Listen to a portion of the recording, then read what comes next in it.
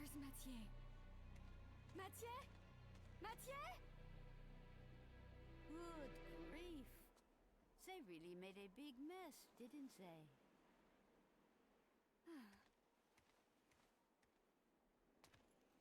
It sure took him a while to find this place. Oh, you have arrived, son of Sparta.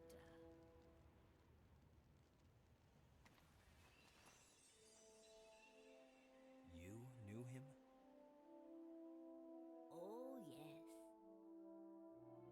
We are the guardians of this land, Vidumali. Our clan once fought against the demons with Sparta, son of Sparta. We must ask this favor of you. You see, there's a man who's transformed our land into a demon's paradise. His name is Arius. And although he is the president of an international public corporation, he uses the demon power. Please, deal with Arius and his master for us.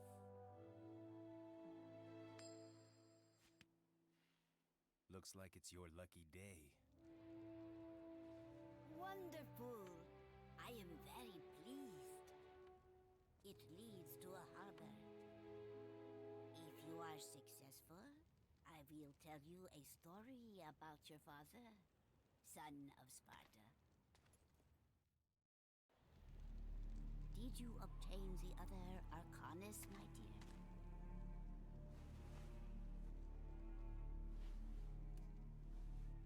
Here is the bastone.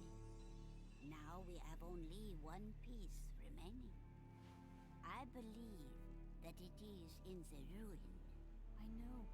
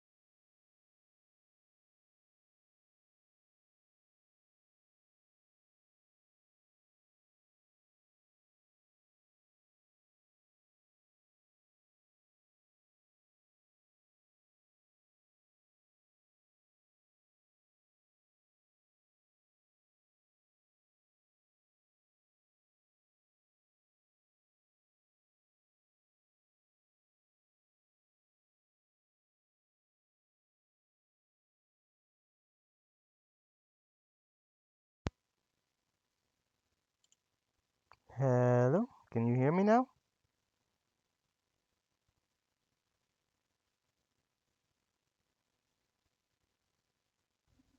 Testing, testing, okay. You can hear the game sound? Nothing wrong with that?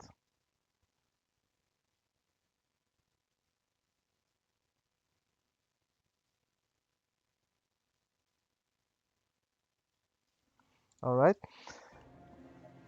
Well, apparently, for some reason, my sound got disconnected, so while I was speaking, nobody could hear me.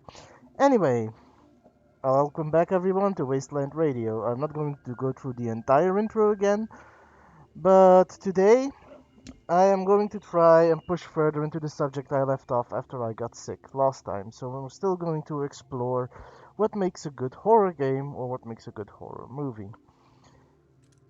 Before I do that, Bound, you up for helping me out again?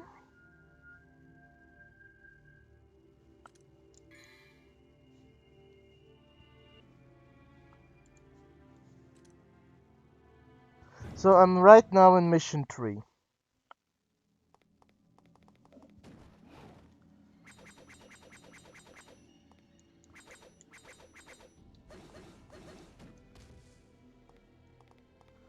Trying to get used to the controls again, because I've also been recently playing Devil May Cry 1 on the console, and the console has a pretty annoying control scheme. Dodge, jump, fire, slash, target.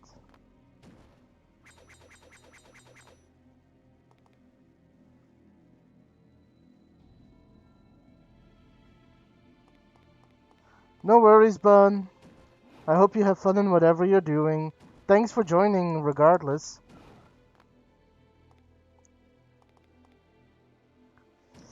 I have no clue what room that is, but I'll try and find it. The Quick Heart. Wait, I do think I know where that is.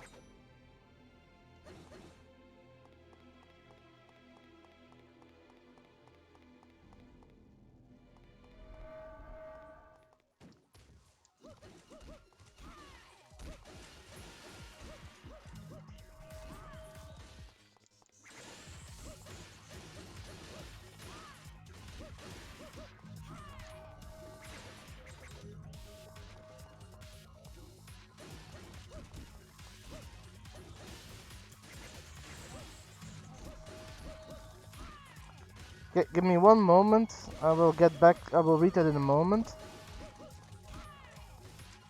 But yeah, so what is it that makes for a good horror game, or what makes it for a good horror movie?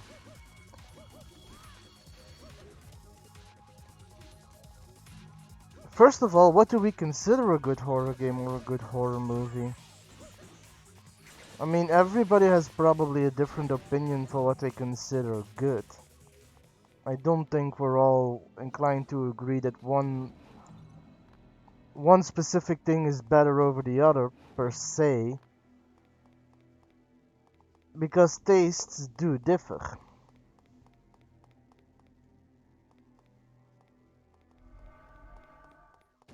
Can't get over that yet.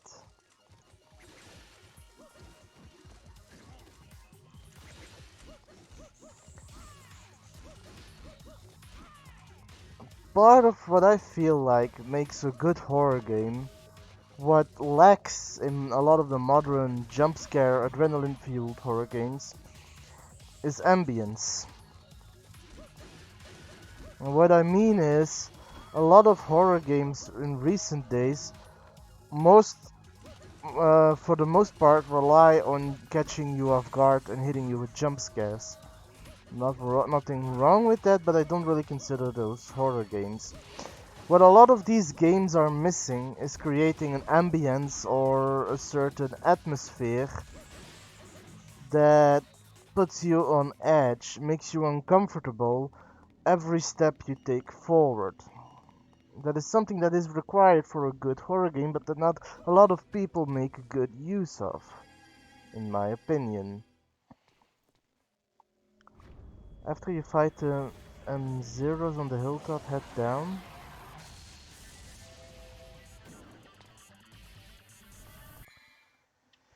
After you fight the zeros on the hilltop, head down. From your vantage point, you should see 2 ledges. Jump jutting out from the wall. Jump onto the first, then double jump towards the second. If you're bad at jumping, then just fly up. Okay, and what do you exactly mean with their fail to capitalize on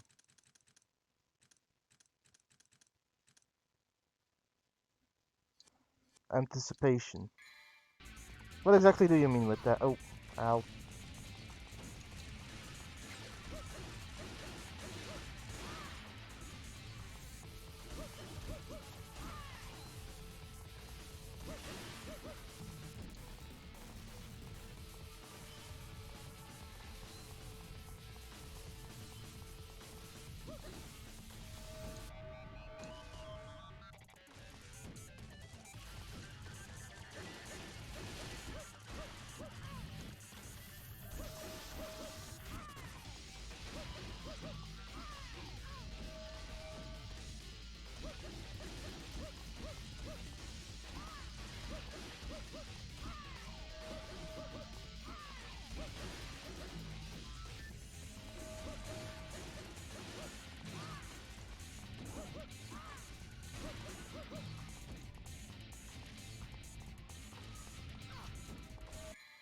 Horror games sometimes leave you walking and exploring, making you dread that something will be waiting behind a corner, but you don't know when it will hit.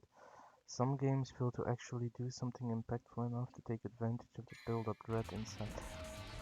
I mean, yes, but on the other hand, you can't forget that part of building up a good um, ambience, a good atmosphere or anticipation is part of not doing anything to build it up, giving you a false sense of security. And while it is true that you say that games don't always capitalize on that, it is not easy capitalizing on that because it's also easy to overuse it and put something behind every single corner.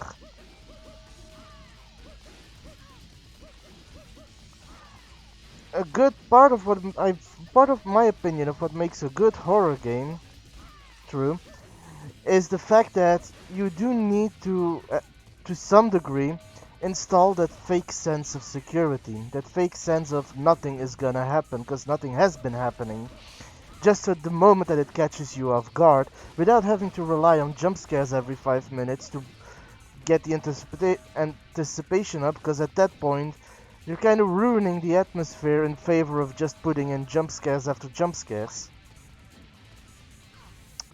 Come on, for fuck's sake, I can't even move around here.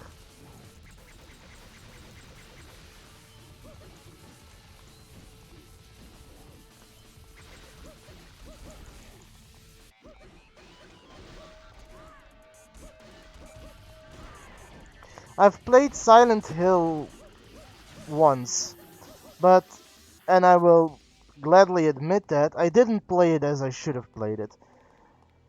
I got so annoyed by being stuck that I finished it by following a guide and I missed out on a lot of things by exploring. And it was just like going from point A to point B when I played it. I was also a lot younger and didn't appreciate games as much. So I am planning on playing through the Silent Hill games. But that might be for a future project. Anyway, so as far as it comes to jump scares, most of it I ignored because I was constantly following a guide. So I can't really say about that. But I'm gonna give you another example, and this is one of my top 3 franchises of horror games. They're really good, and I don't think a lot of people know them. And that is called Fatal Frame. The English title, or the English selling title, is called Project Zero. That is how most people know it. The original title is actually Fatal Frame, which plays itself, despite the fact that it actually plays itself in a modern setting of Japan. Almost all the environments. You mean the Fatal Frame games? Do you know them? Also, I have no clue where to go.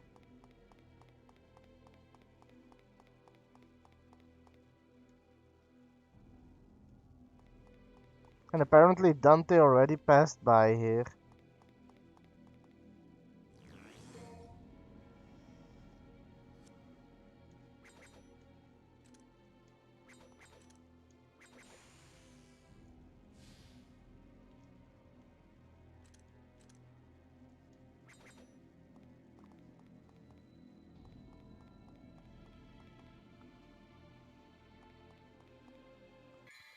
Oh yeah, well, I really do enjoy the Fatal Frame franchise, and it is one of that and Silent Hill are my first peeks into horror games, but like really good horror games. And I feel like Fatal Frame is one of the few games who does horror right. Sadly enough, I've only been able to play the first three one on PlayStation. I haven't been able to get my hands on the latter one, which I think is a Wii exclusive, but I might be wrong. Anyway,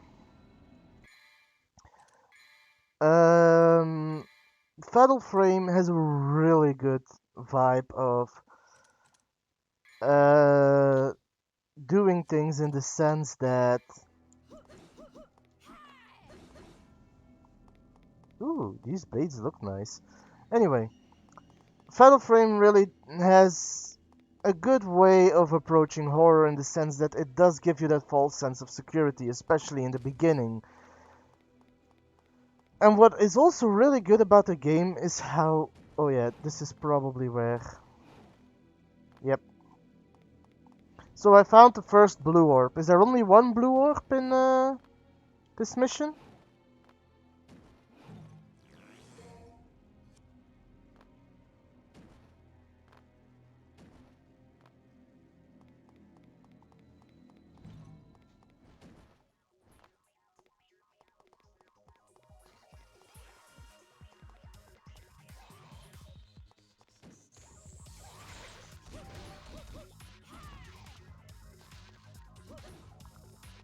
Well, I still need to get the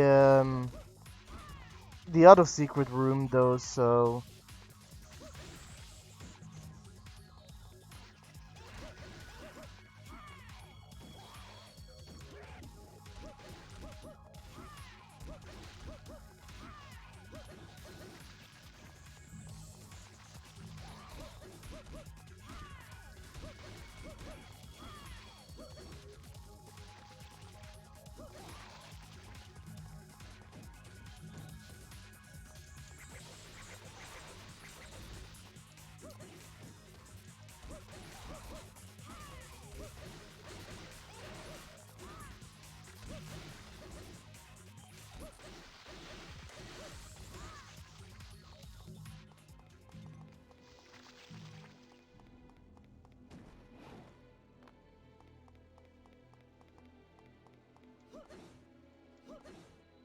Yep, I did get the first one. That one was up there.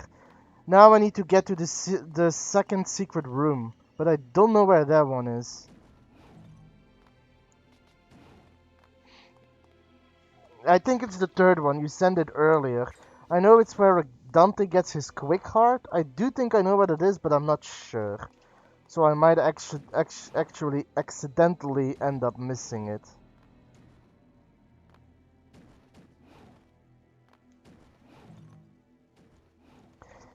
Anyway, part of the things that I feel like, to continue what I was talking about, part of the things that ooh, that's the rubble in the door.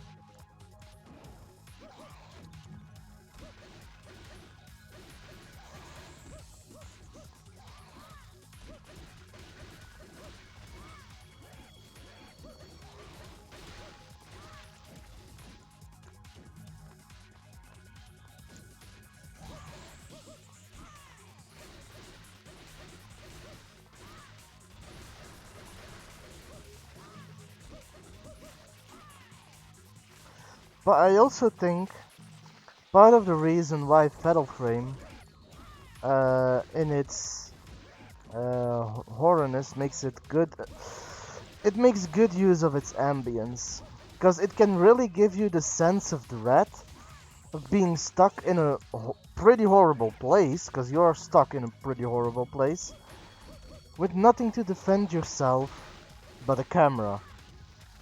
The only way to fight ghosts is with a special camera and film. And the only flaw of the game is that you don't really ever run out of film. At least not on the easy or normal difficulties. I can't speak for the higher difficulties. I haven't played it on them. I might do that in the future. But the game is really supplying with film. If it didn't do that, if your film was more sparse, I do think that it would have been the quote-unquote perfect horror game. But that being said, it is still really good in what it does, because it is great as an environment setter. Anyway, after you clear the rubble from the doorway, keep a left and look for a number of ledges. Yep, I know where it is. Anyway,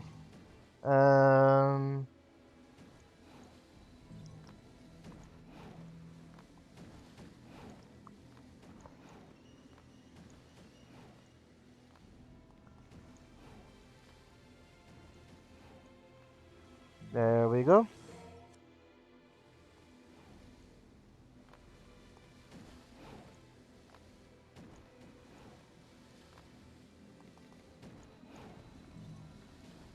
So where was the other secret room? Wait, let me check. In the room before you run into the Healing Heart. Healing Heart is the room with the quick heart for Dante. Inspect the carving inside of the staircase, ground level. Okay.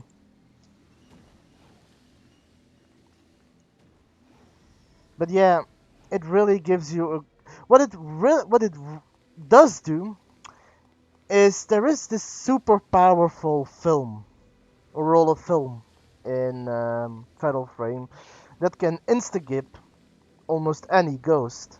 And it's really sparring with that one, and that is done well, but you never really run out of the standard film. I mean, I get it, it's a safe mechanic, that way you won't ever really run out of defense mechanism. But I feel like if they were a little more sparingly with any form of special film, it might have been better.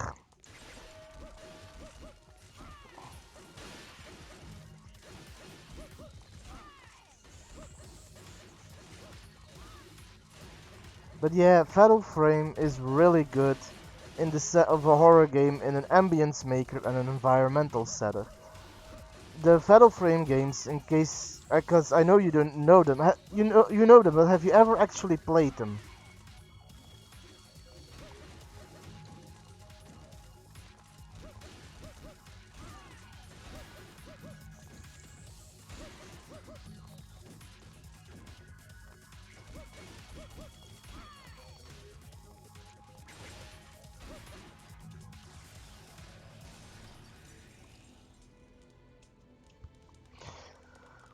So, long story short, I'll give you a quick rundown. After the secret room, I'll give you a quick run, or during. Basically, the Fatal Frame games play them in a modern Japan. It is the current timeline, it is modern. However, the games themselves often take place in like an abandoned building or an abandoned town or in a dream. I think it's in that order. I think the first one plays itself in a single building, the second one plays in a town, and the third one plays in dreams.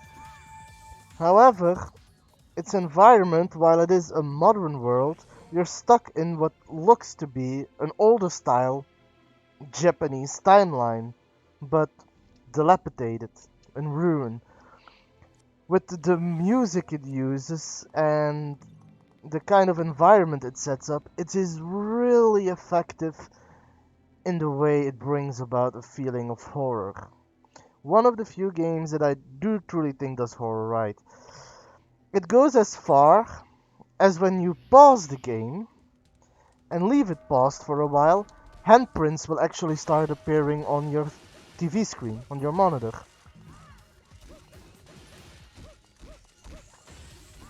I think that's for the second one. In the third one or in the first one you can even see a face.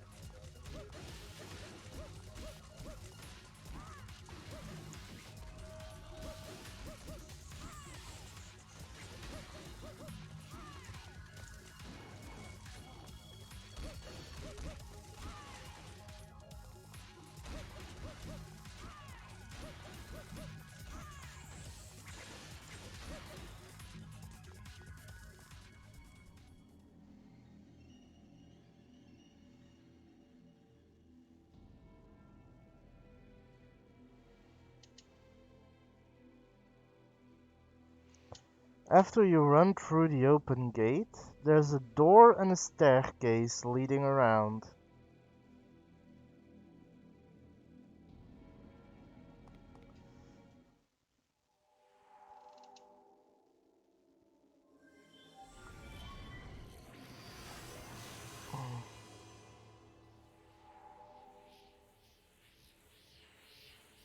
Her devil form is pretty beautiful though.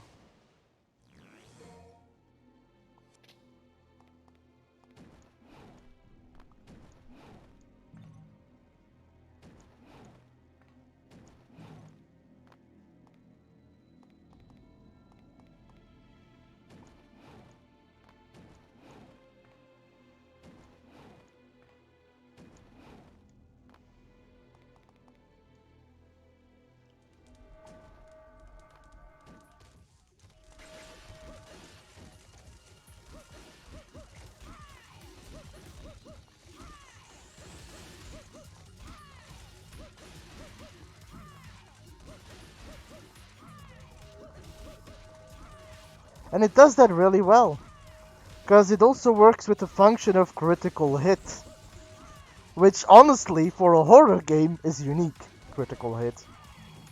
But it does it really well. Fatal Frame is a really interesting show, a really interesting game. It's definitely worth playing. I need to try and find a way to get my hands on the Wii version.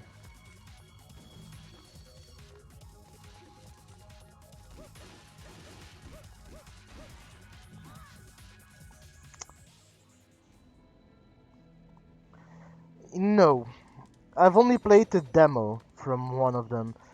They did look interesting, but I can't really talk about them as a horror game since I've never actually tried them. Have you?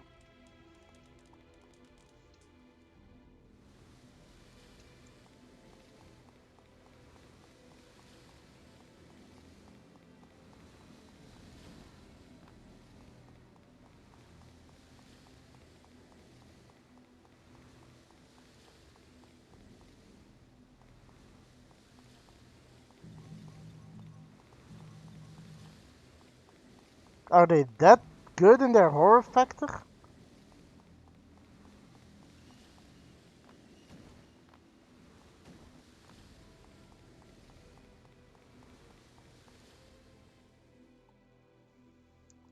Okay, those two blue orbs and two secret rooms, that was all here, right?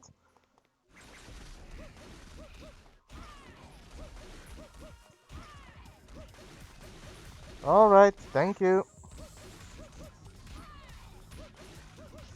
Can you tell me more about it? Because I do want to play them, so I want to know what I've got ahead of me.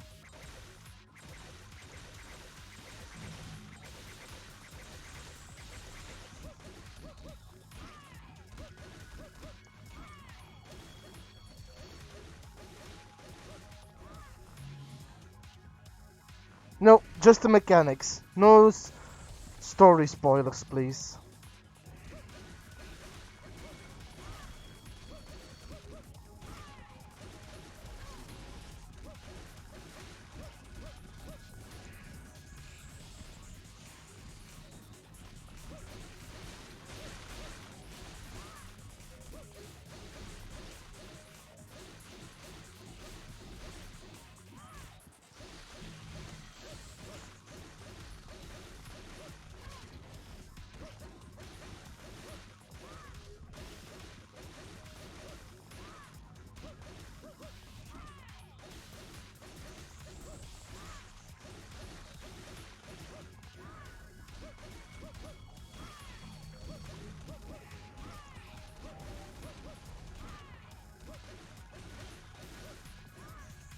Okay, and how do you deal with enemies?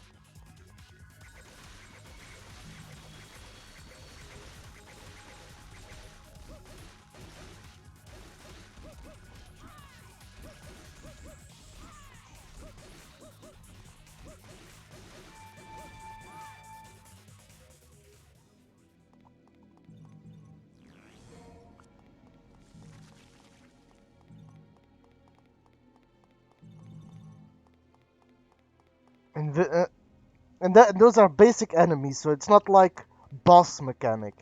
Just basic enemies.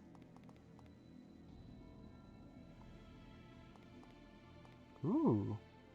Honestly, that sounds like it could be a really good concept for a horror game, because too many horror games rely on the fact that you can beat your enemies.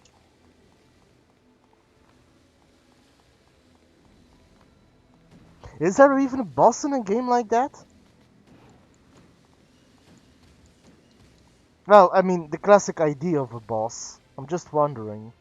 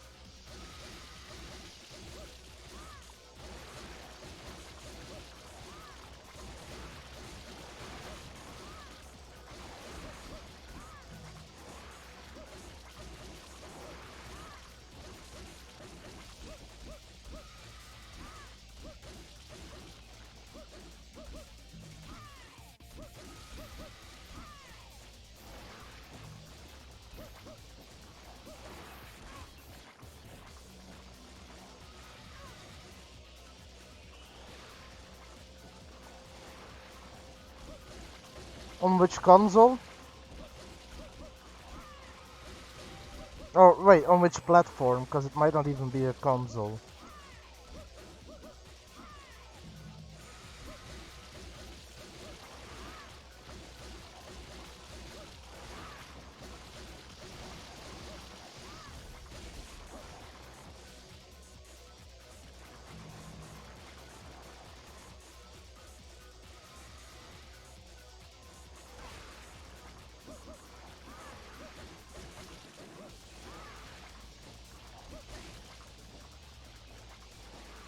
Okay, well, I might look into playing that.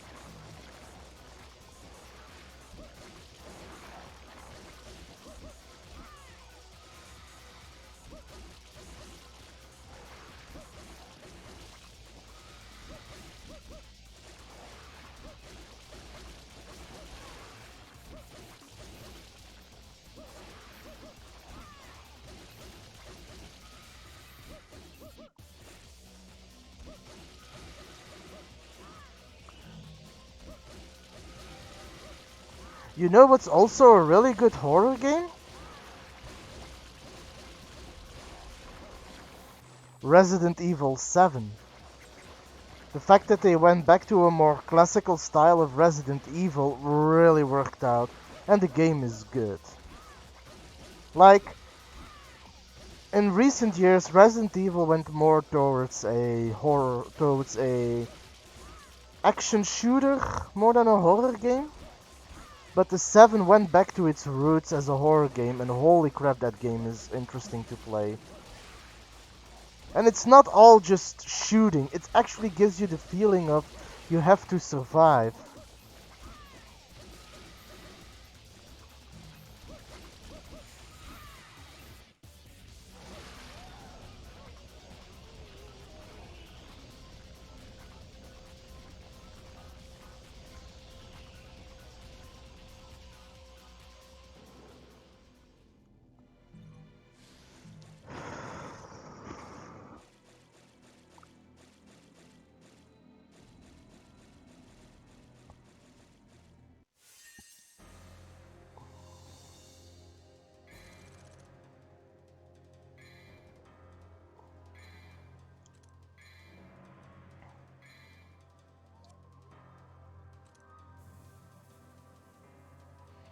But yeah,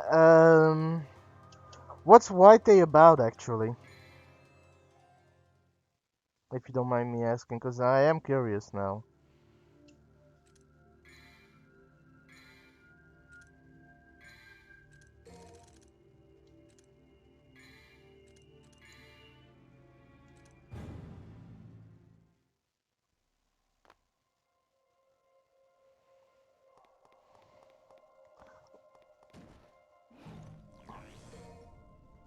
Already found a blue orb.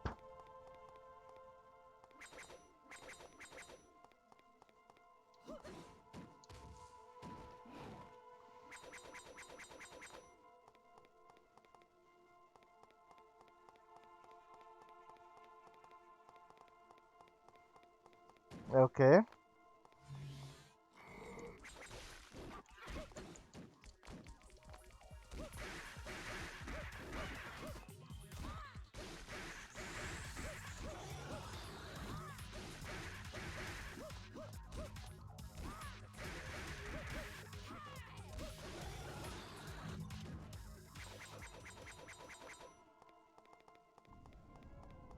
Ooh, that actually sounds interesting.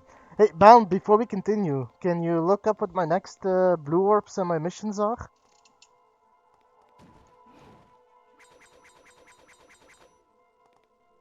Thank you.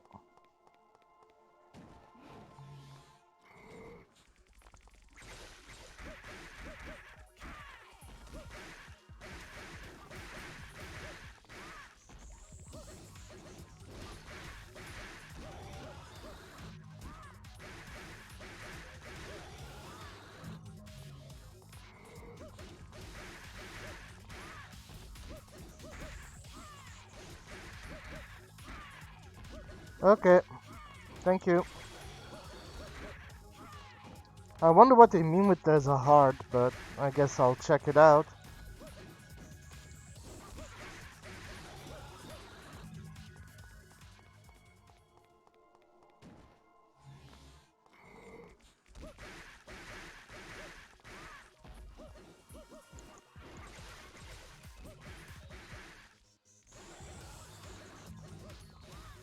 But yeah, the game that you told me about reminds me of a game I think I once saw Jacksepticeye play. It was also a game that interested me, but it was a 2D side-scroller horror game that also had a Korean-Japanese vibe. I don't want to offend anyone, so I can't really say for sure which vibe it was, but it was an Eastern vibe.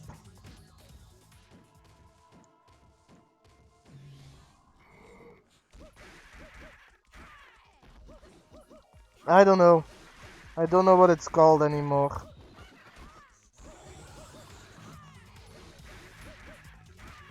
All I know was it looked like a pretty good horror game, enjoyable, and it was a 2D not a platformer, a 2D side scroller.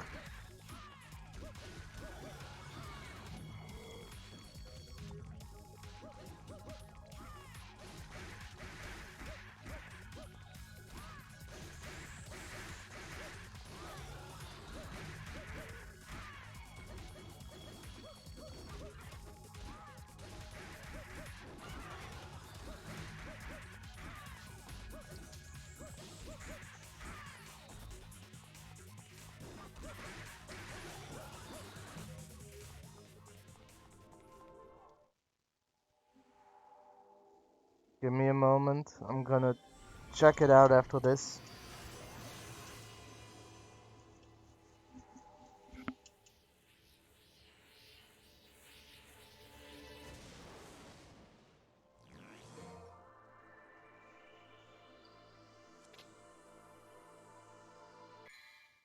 I think I'm gonna stick with my healing heart. I actually like the healing heart. Anyway, let me quickly check out your video.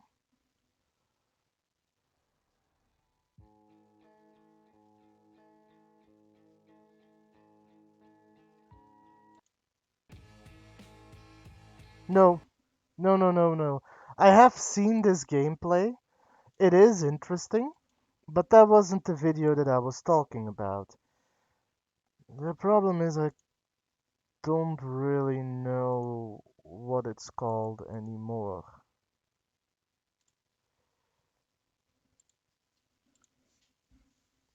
All I know is it's Japanese or Korean horror game, and Jacksepticeye played it.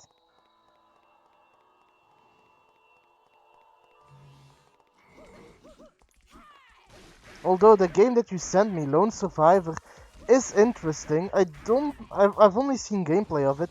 I don't know how far I would rate it as an actual ho- horror feelings of a survival game.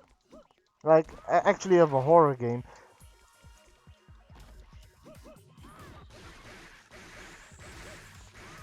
It doesn't look bad, but it doesn't look all that scary.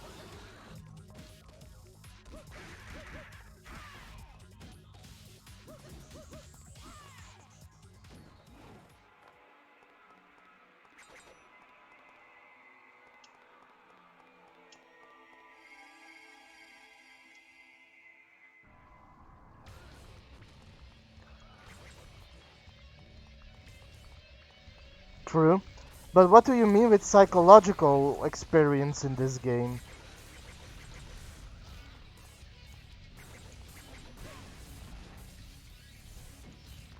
Like, I have seen gameplay of it, but I don't entirely remember what it's about, but it didn't feel psychological to me.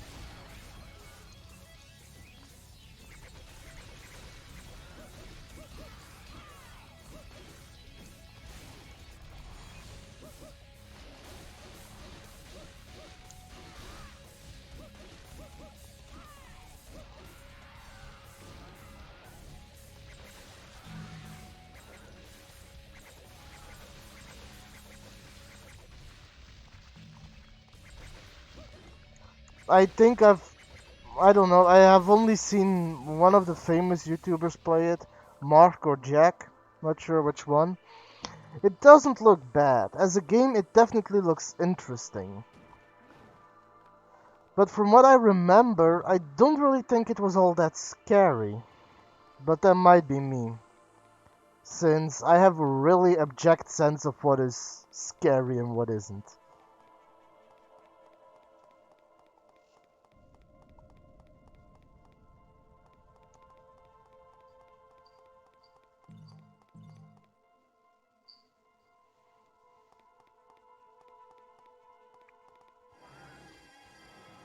Oh, look, it's our favorite enemy.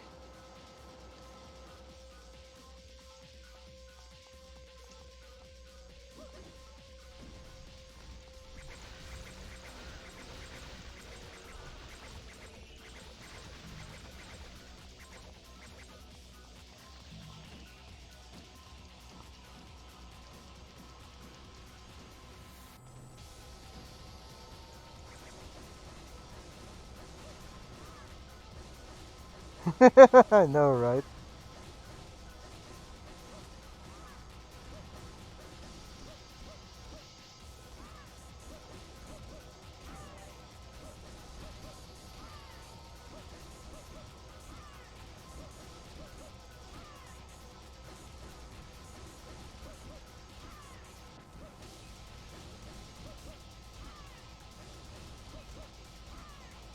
Intense gameplay.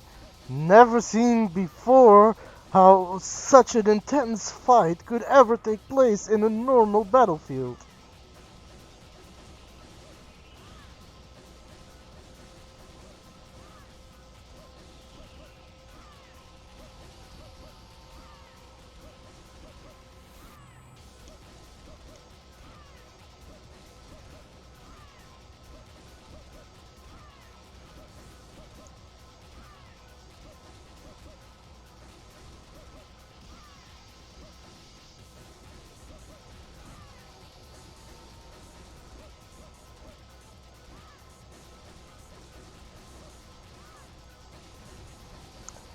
Call me when it's over, guys.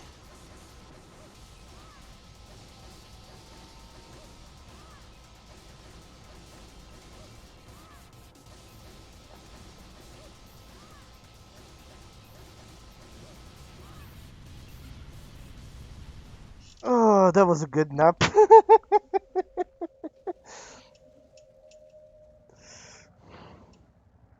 Oh, look, it's our second favorite enemy. Oh, wait, no, it's not an infested one.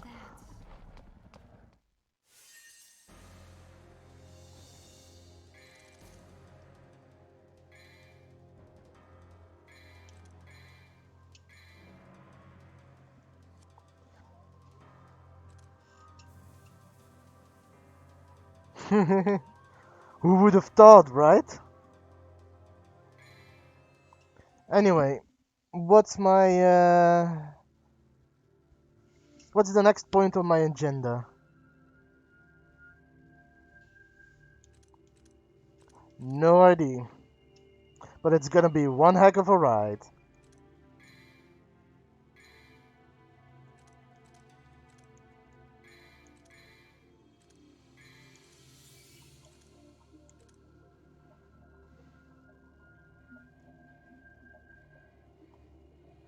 Secret Room 5. When you enter the last room of the mission, reddish room, 3 doors, there's a door with the stairs leading up to it on the right. It's partially hidden by crates. The evil heart attacks you while still in the broad open area with the Puyas. After the evil heart attacks you, hop down a level or two and stay to the left. You should run into some containers. Go around them to the left. The fragment is between them. Okay.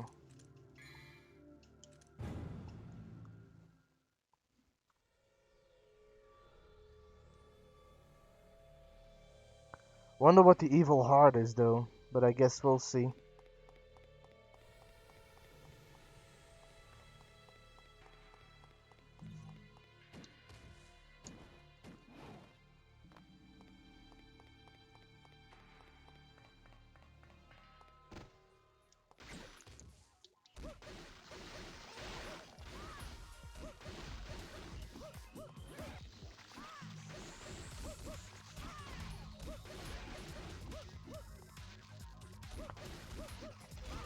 But yeah, what do you think of Resident Evil 7 as a horror game?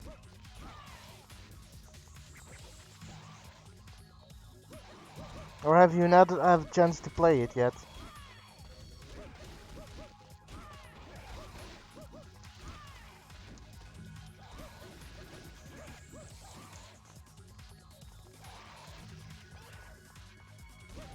I've actually had a chance to play it, and I have it, but I never got around to finishing it completely. Because I have a way that whenever I get really into a game, another game that I'm really into comes out, and I always end up forgetting to finish the game.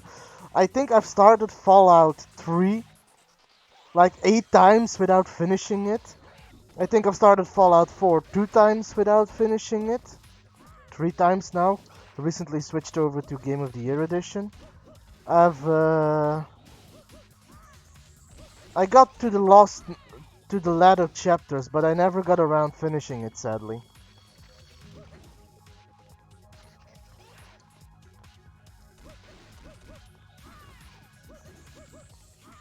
You're not good for horror games? I would say stay on this channel. You'll see me play a lot of horror games.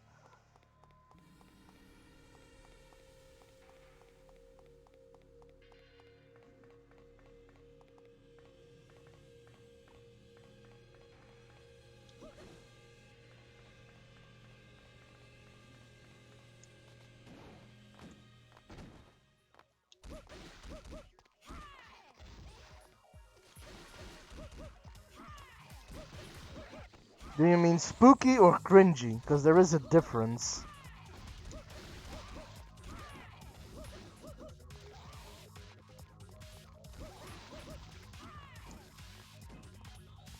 Also, do you remember how much I was complaining when I was playing Devil May Cry 1 about the difficulty of controls?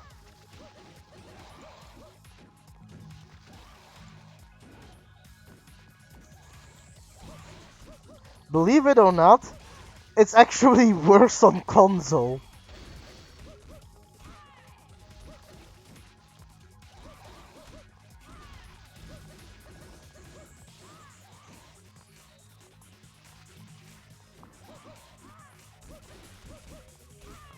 On console, I shit you not, the jump and dodge button is triangle. That is what I'm pressing now to attack. So you can understand my confusion when I play Devil May Cry 1 on the console and my entire the buttons that I'm used to pressing are completely messed up.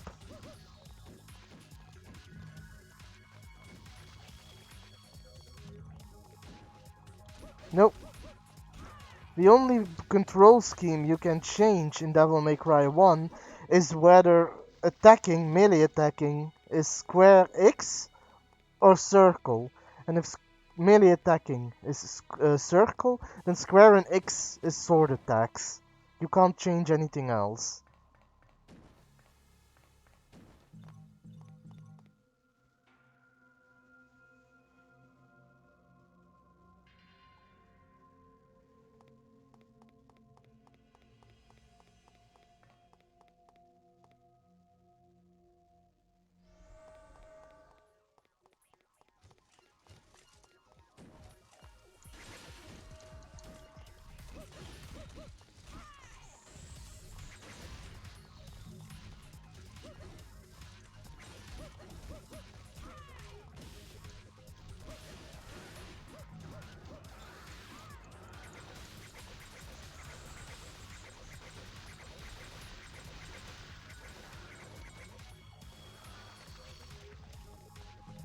I'm not gonna assume this is the wide open room, because I don't think I can go down a couple of levels.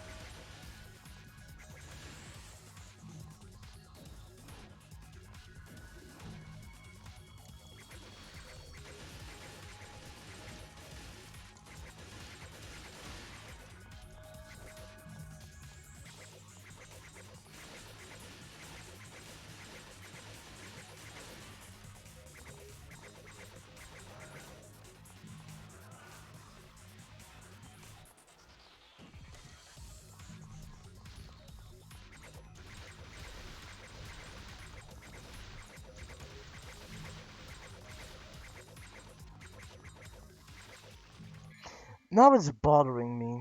Hold up, let me see if I can't actually find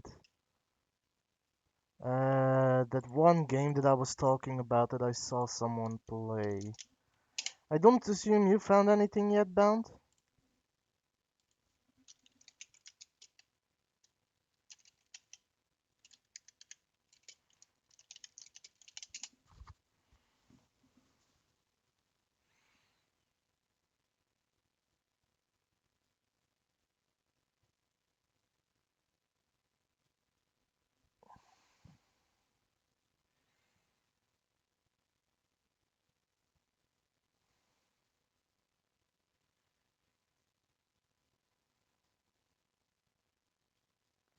Detention.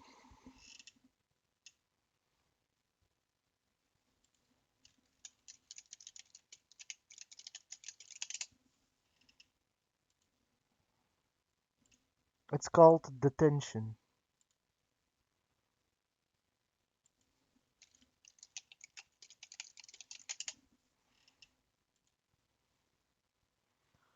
Uh,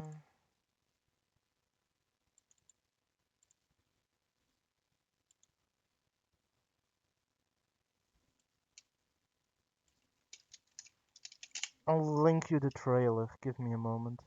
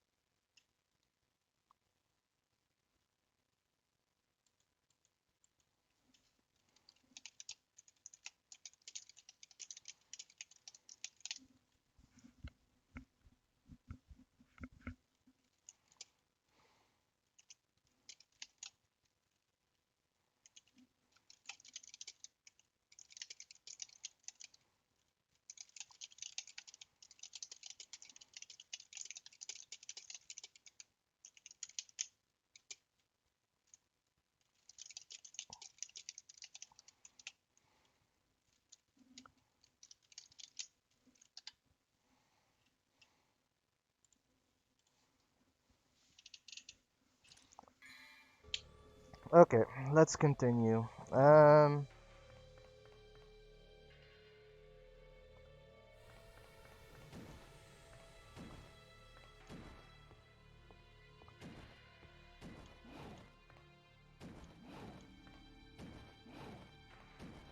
Nothing apparently. But yeah, that's also what I felt like a pretty interesting game.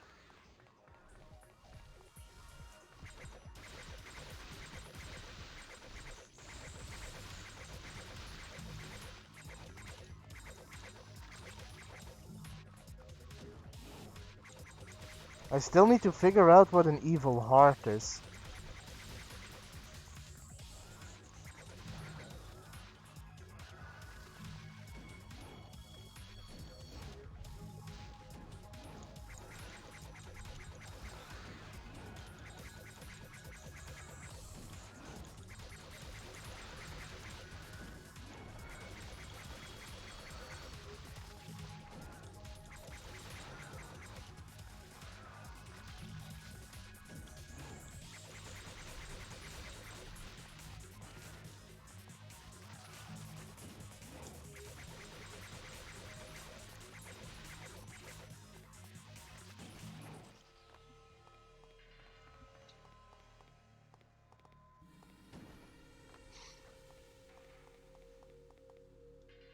And honestly, to make a good...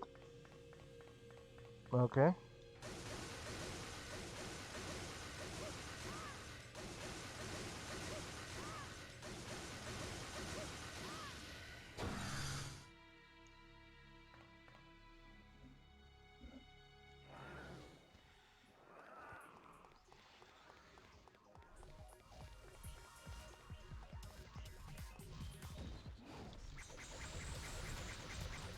To make a good horror game, you don't necessarily need high graphics.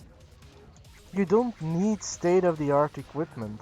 Sometimes a good horror game is nothing more than setting up a very good ambience.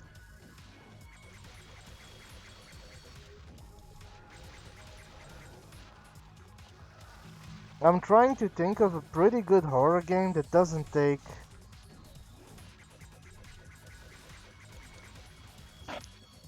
Uh, it doesn't take like a lot of... How should I put it?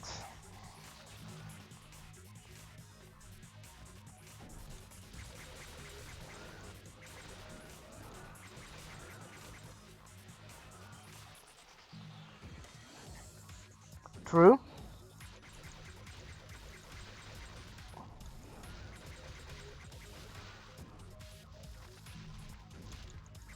Trying to deal with these damn birds.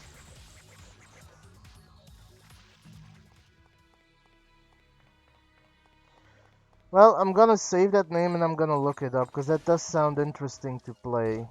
But I'm more thinking like 8-bit. There are a couple of pretty good 8-bit horror games out there. I mean, the graphics are nothing to look at, 8-bit being one of the oldest forms of games there is.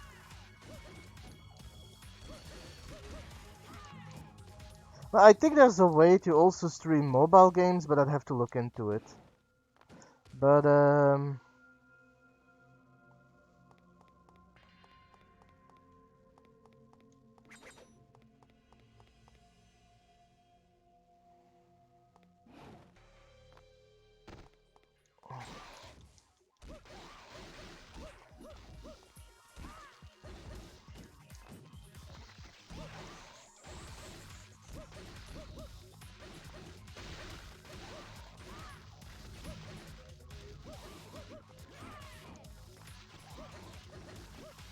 what did you find, Bound?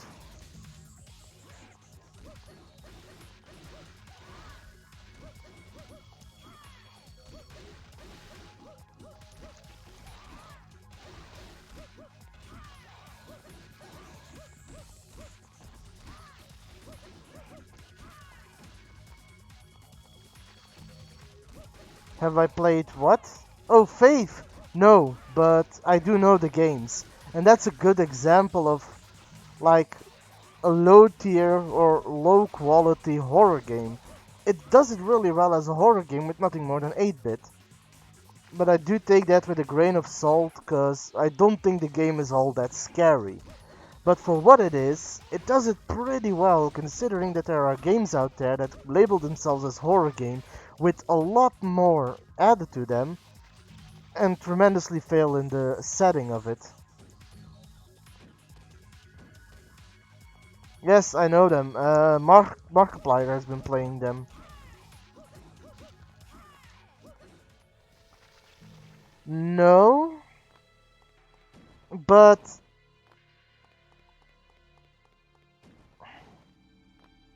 it's part of it.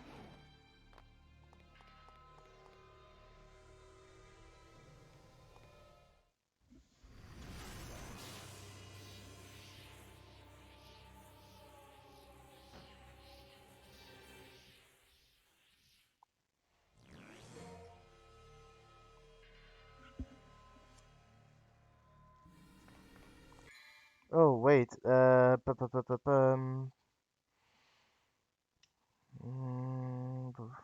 hop down a level or two and stay on the left. You should run into some containers. Okay.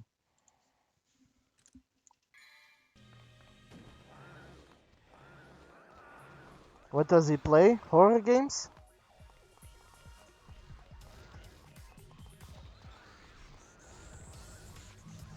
Found it. Oh, hey Frank, how you doing? I'm playing Devil May Cry 2, and I'm talking about what goes for a good or a bad horror game, or what makes a good or a bad horror game. Yeah, how are you doing, Frank?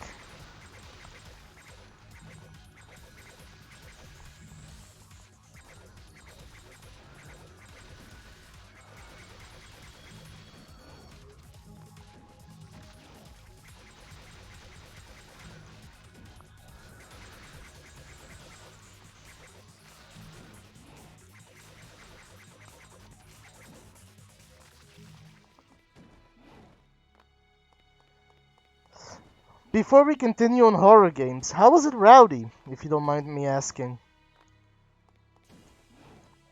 Also, holy crap, this evil heart is draining me.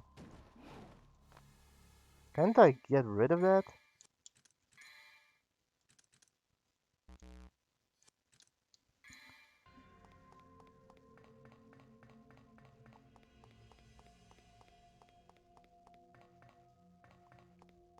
Red orbs. Give me the red orbs.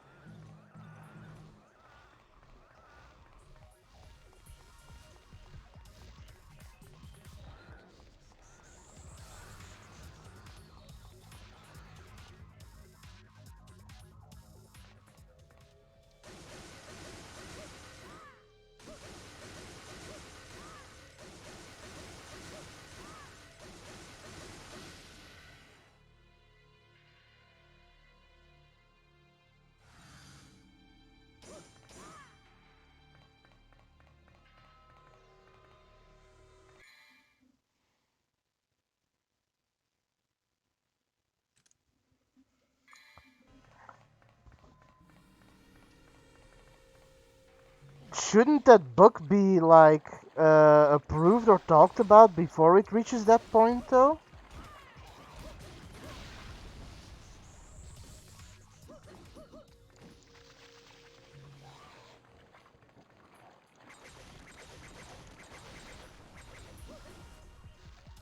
At least that's how I would assume it works.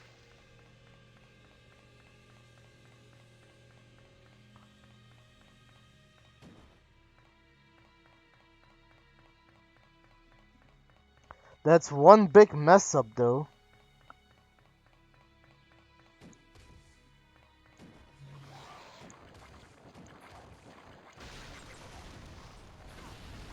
Ow. And I am almost dead.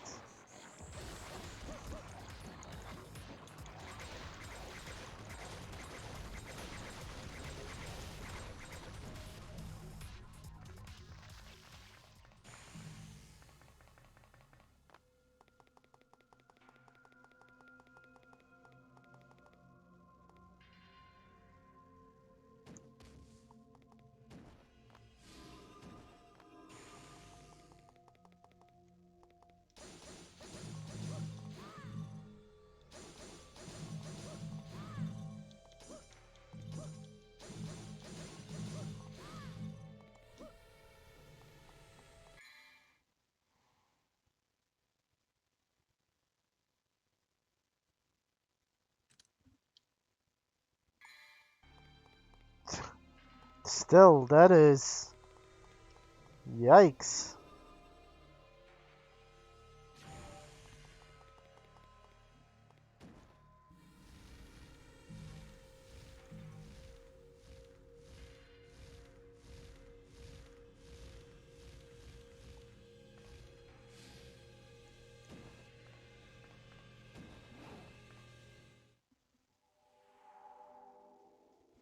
But yeah, at least it's getting sorted out, right?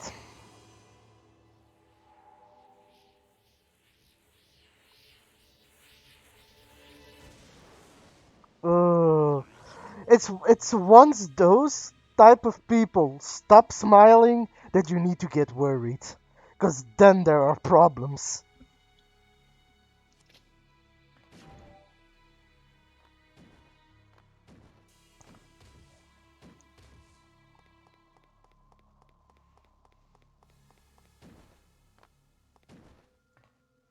Apparently, a wrong book was about to be published that Frank was working on.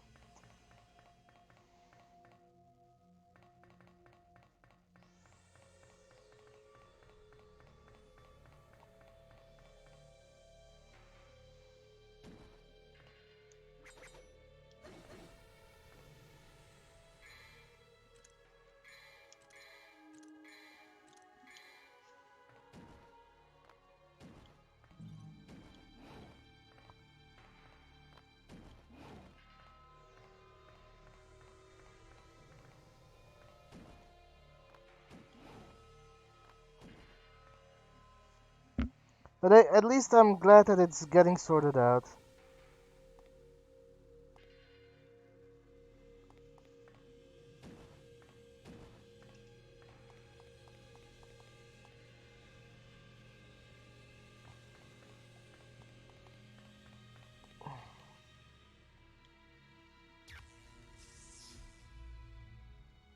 Yes, so what have we been talking about so far? See if you know any of the games. We've talked a little bit about how Resident Evil went back to its roots and turned into a survival puzzle game more than an action shooter. We've talked about how we've talked about Detention, a 2D side-scroller horror game puzzle.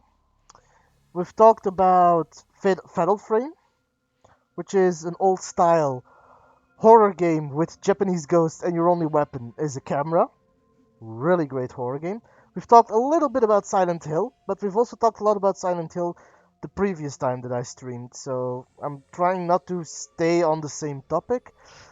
And we've talked about Siren a little bit. Siren is a game that I want to play, but apparently it's a pretty good horror game.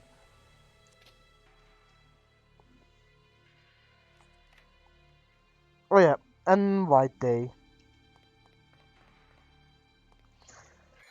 Yes and no. I think I've also brushed on this topic the previous time.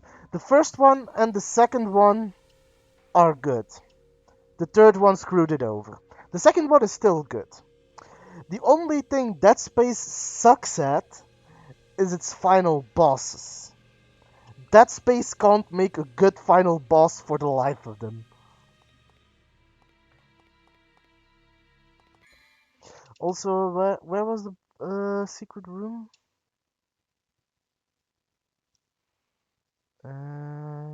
When you enter the last room of the mission, reddish room, 3 doors.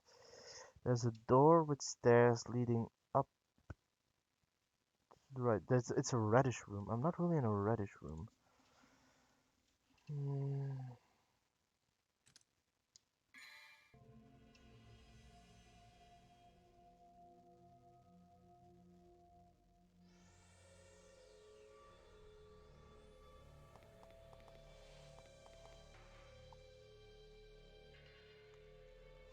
I mean, Bun, if you're interested in it, we could brainstorm a couple of ideas. I love thinking about how to make a good horror game.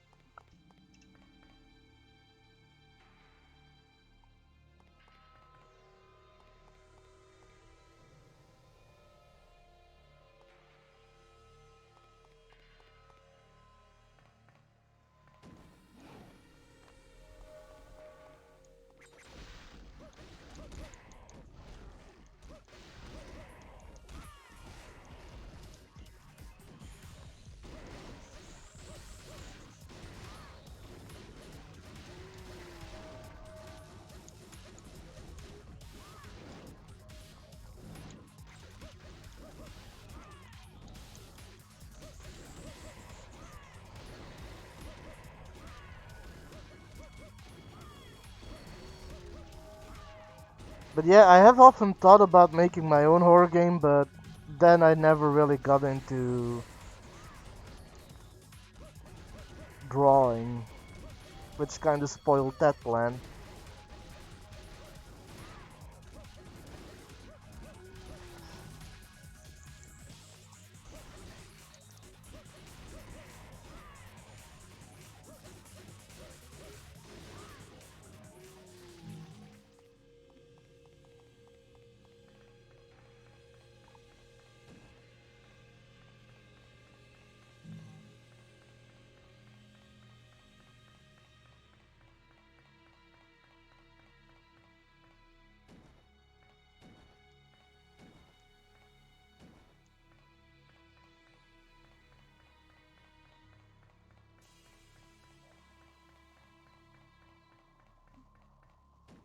One game that has always fascinated me, a horror game that I've always wanted to try out but never actually did, was Alien Isolation.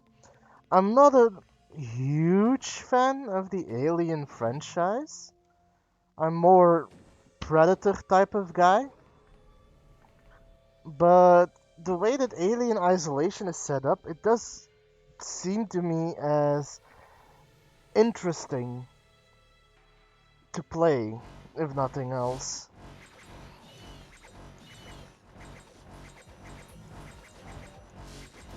But also, yeah, I got kind of distracted by everything. Dead Space. It really is a good game, and I really did enjoy it. I don't know if in the second one, Isaac getting a personality was that much of a problem. I did enjoy the second one. That is, until EA screwed me over. And I think I also mentioned that on the stream last time. I got seriously screwed over by EA.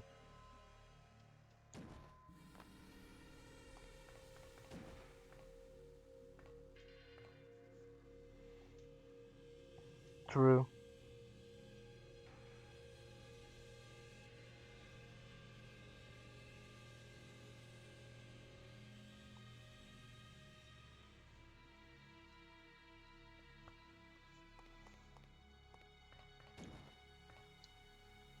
And I found the secret room.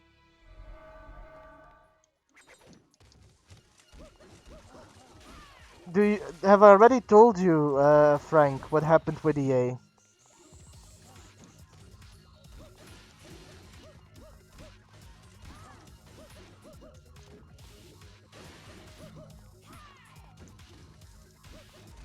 Lol.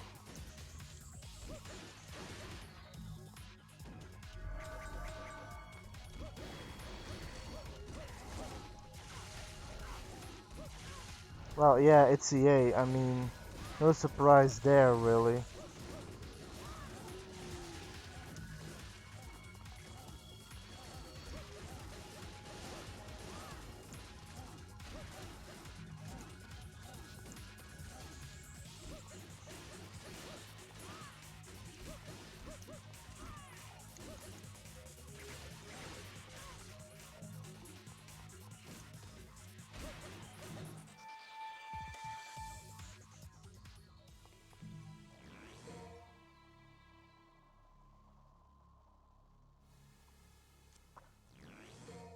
What did they actually do to them? Because I'm not really completely up to date on the things that EA does.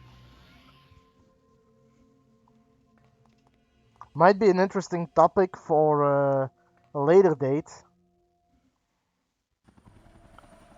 Video game companies and such.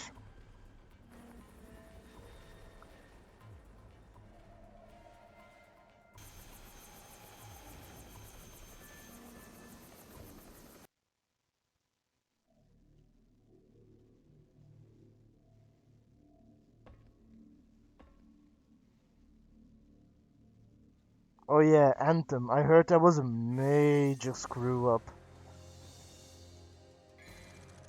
Bound, anything else in the next mission?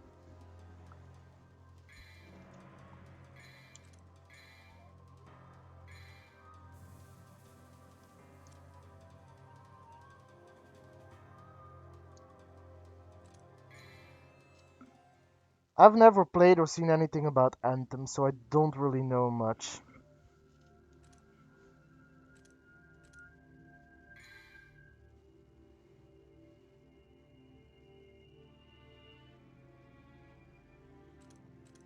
Okay, no secret mission?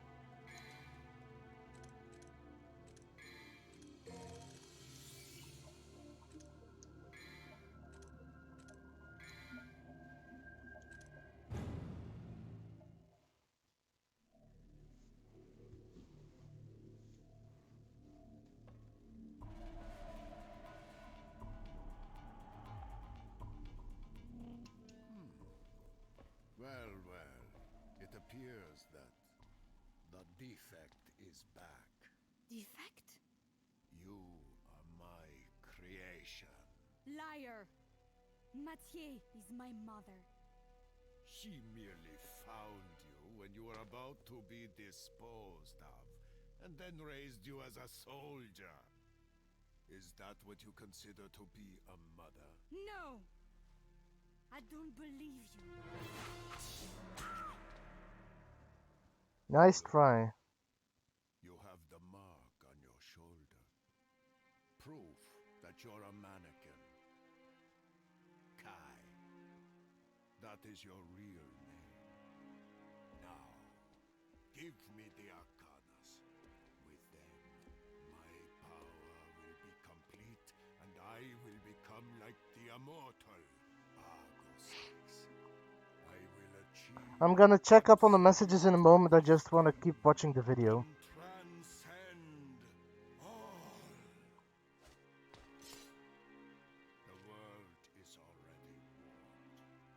Everything that belongs to the devils will eventually revert to its original form. Even you will betray your upbringing and turn on the humans. Accept it.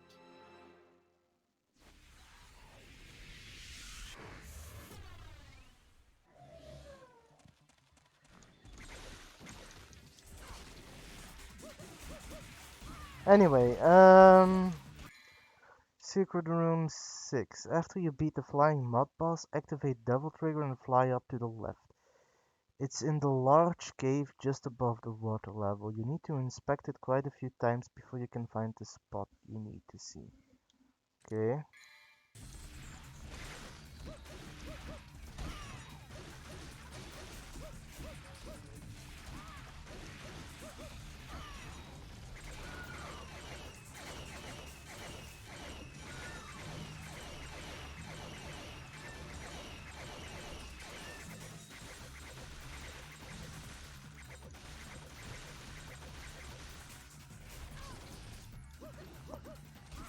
I've never seen anything about Anthem, so I really can't talk about that subject.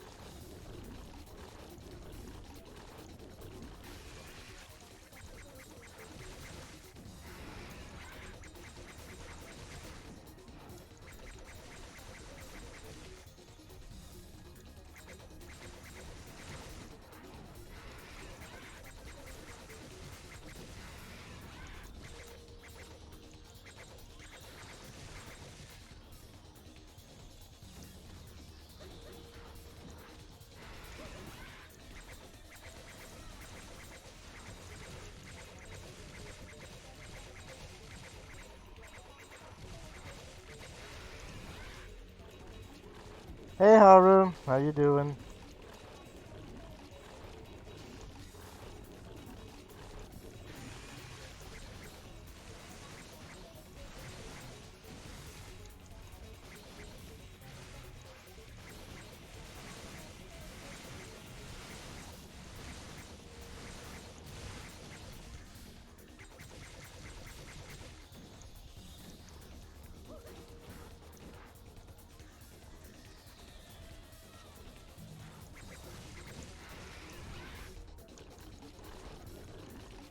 Um,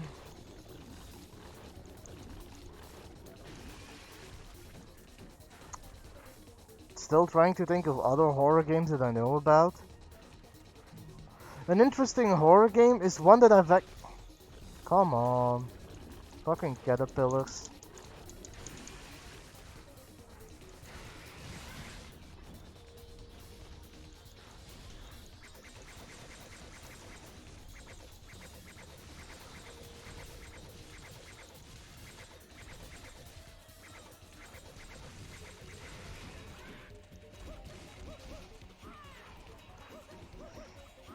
Did they make a game out of that? I know of Corpse Party as an anime.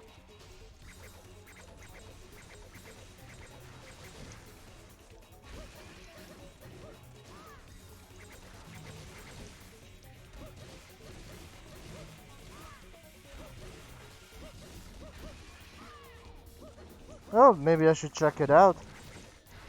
Might be an interesting play. I had no idea either.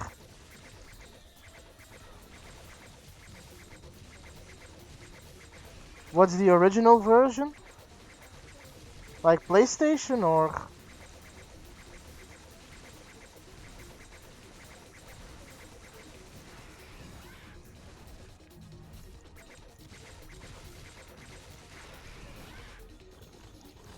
Yeah, but I mean on what platform?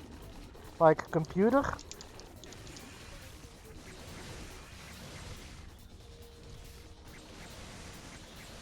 Ah, who knows? Wait, is it like an RPG Maker game?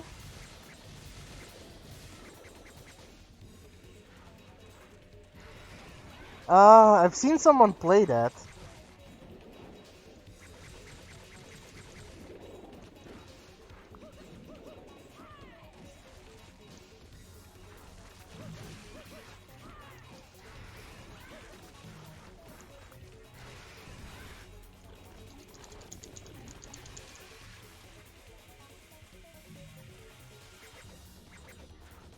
Corpse Party.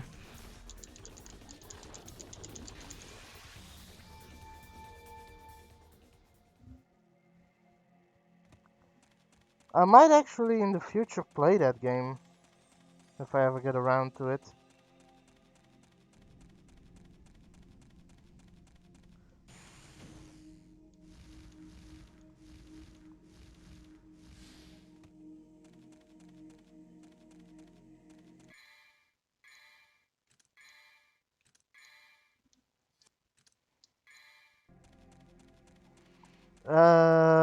Another one.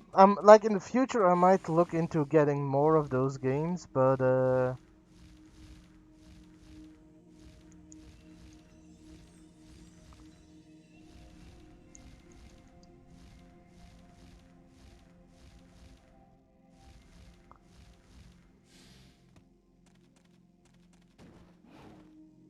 wasn't there also like? Also, I can't find anything, so the witch's house or something.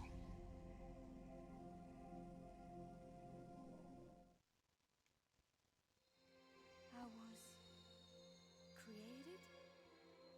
That's why I have this ability.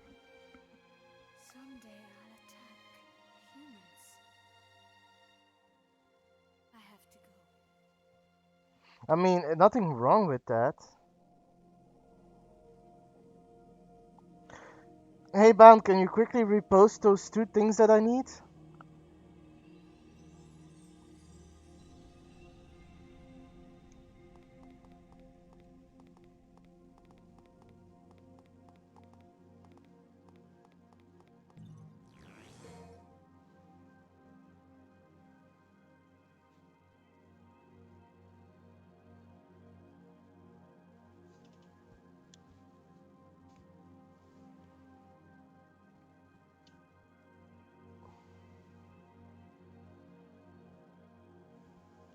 Okay, I think I have the fragment.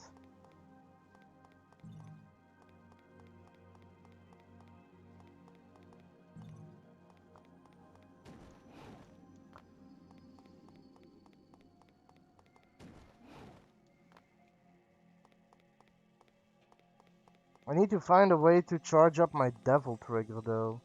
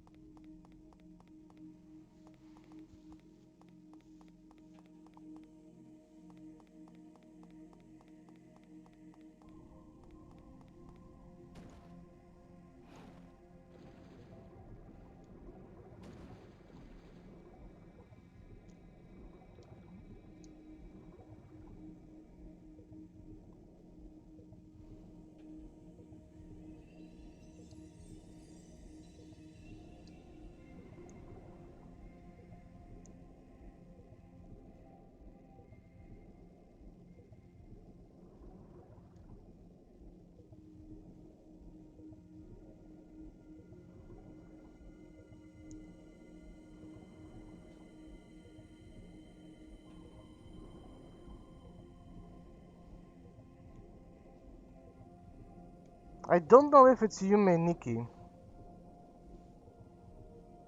I really don't.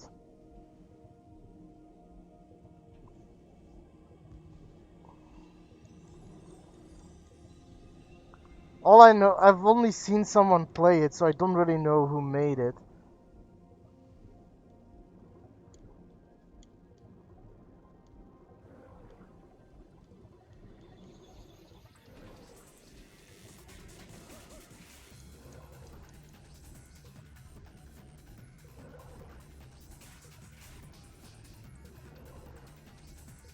Oh.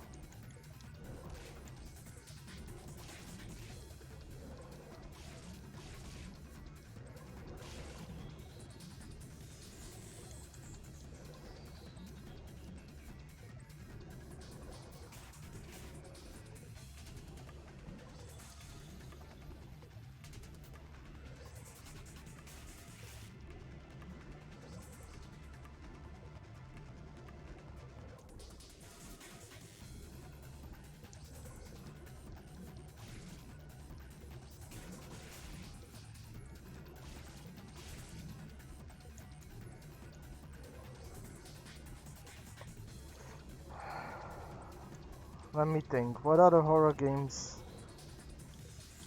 But yeah, in the future, I'm gonna try and play more horror games, but I do have like a big list of games I want to play. Another like psychological horror game that I'm planning on playing is The Lost Door, which is a little bit like Fate. It's an 8-bit-ish game, and it's a puzzle game, but it looks to be a pretty interesting game. They recently released Chapter 2.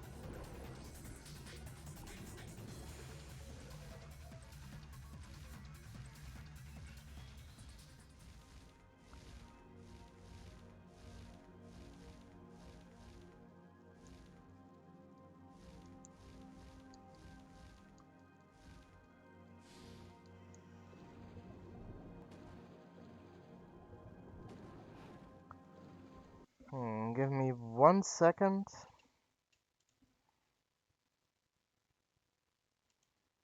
Hmm.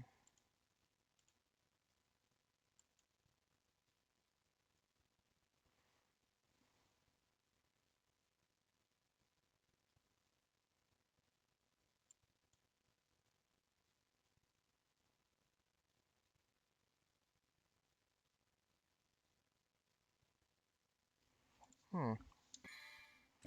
It should be there though.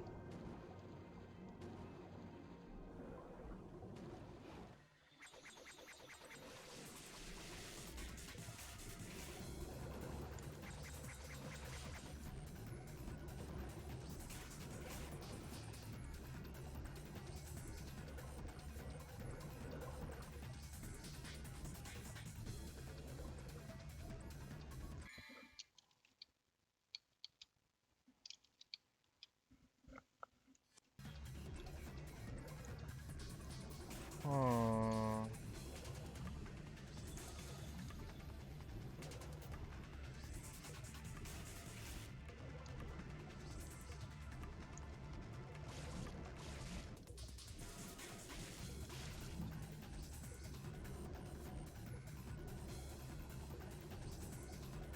One of the other horror games that I actually mentioned is, I think this I also mentioned previously, is Alone in the Dark. Not a bad horror game, but its boss mechanic is horrible. You have no clue what you need to do in order to beat the boss.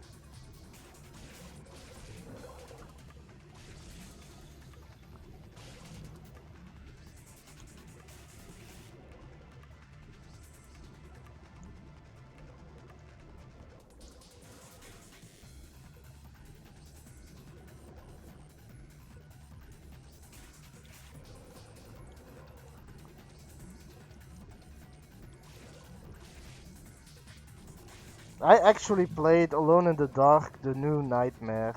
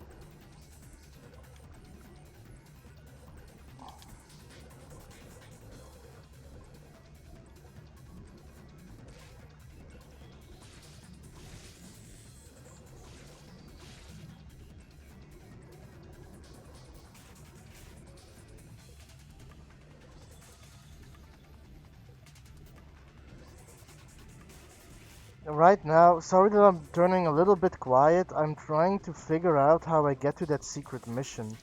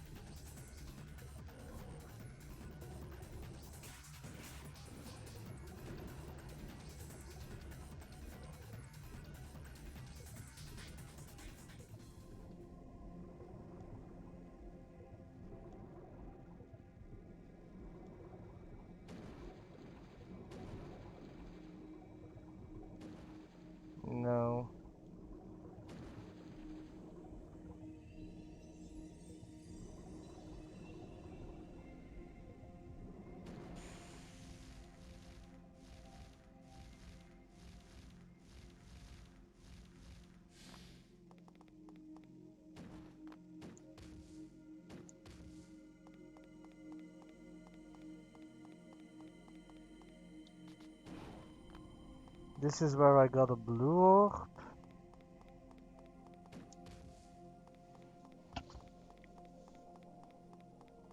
This is where I spawned.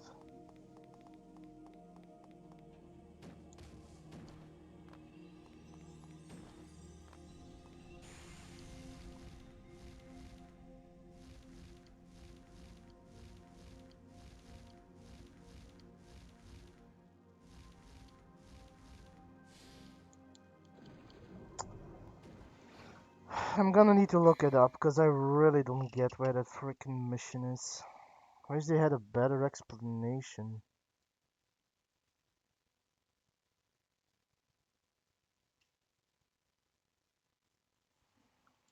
It's not even there according to my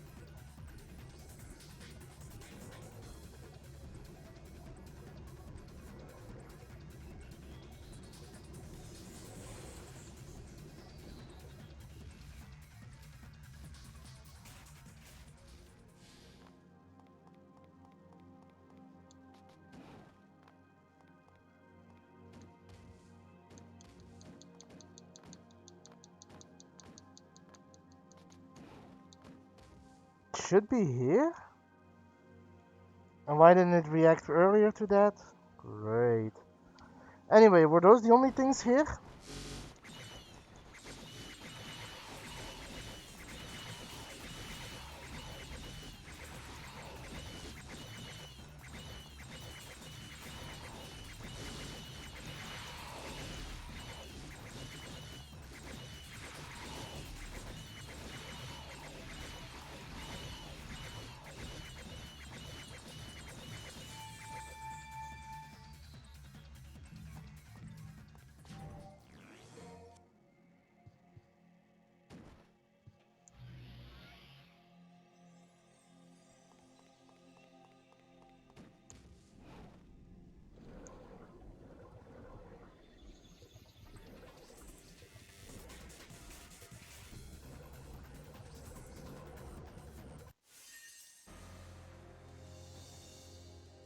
Well, even if it was, it's kinda too late now.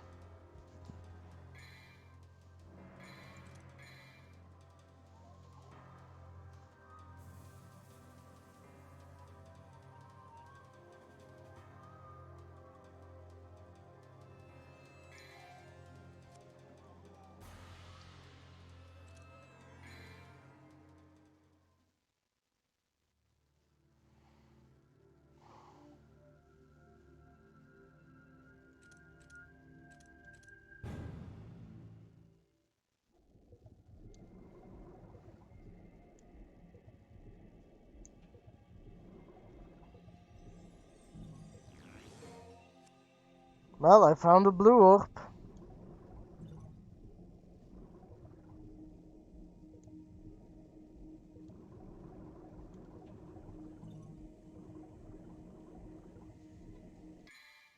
I'm quickly gonna check what's next.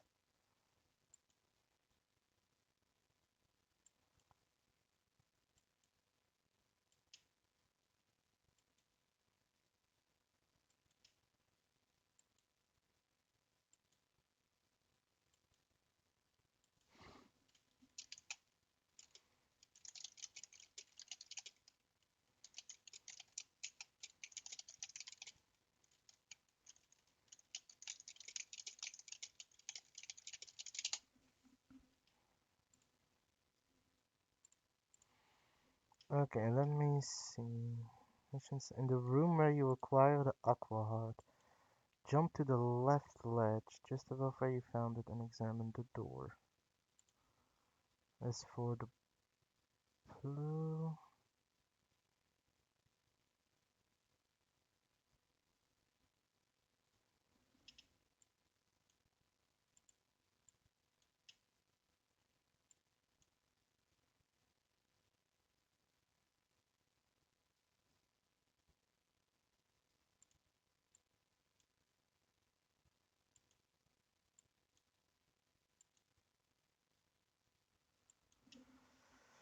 Okay, apparently that was one of the ones they missed. Oh wait, blue orbs. Okay, apparently there's no blue orb pieces in this mission. There's only the secret mission, I think, which is in where I get the Aqua Heart. Okay.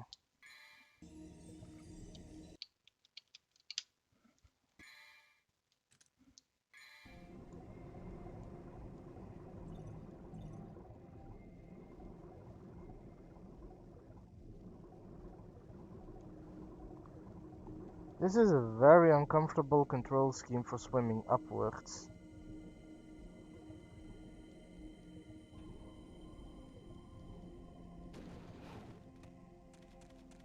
But we made it.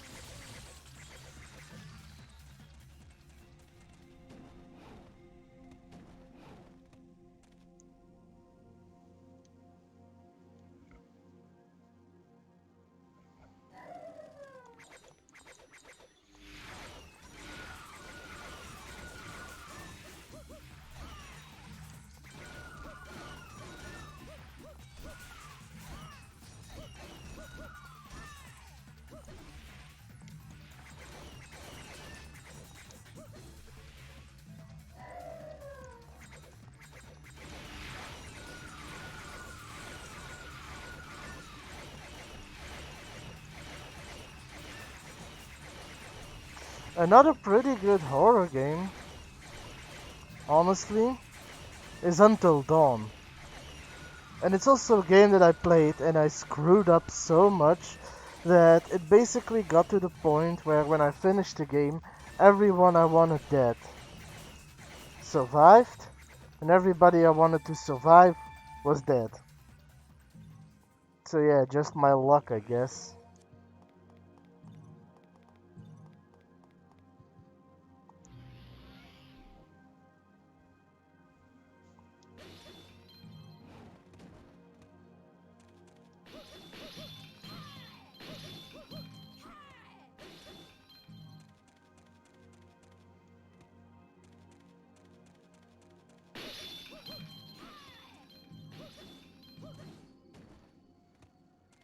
But yeah, Until Dawn is yeah, I know, and I'm planning on playing that in the future. Right now, I'm broke. Can't get it.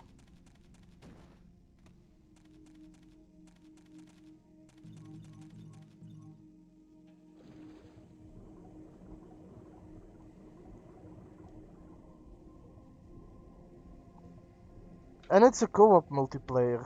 It's a co-op horror game.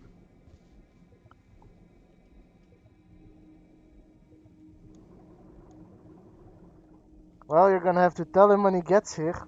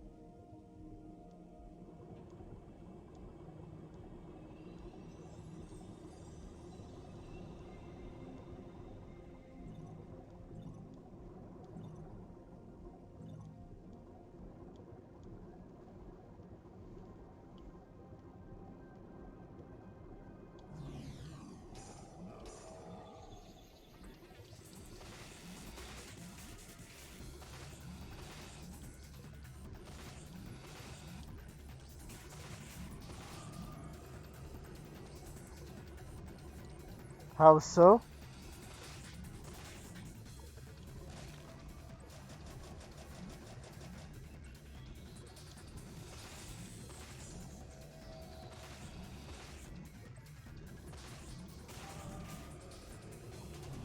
I mean, isn't there anything more exciting than underwater battles?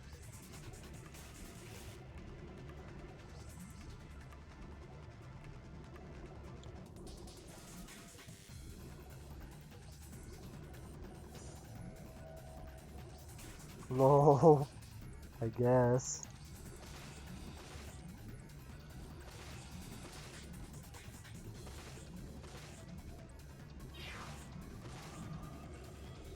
Like, isn't this exciting?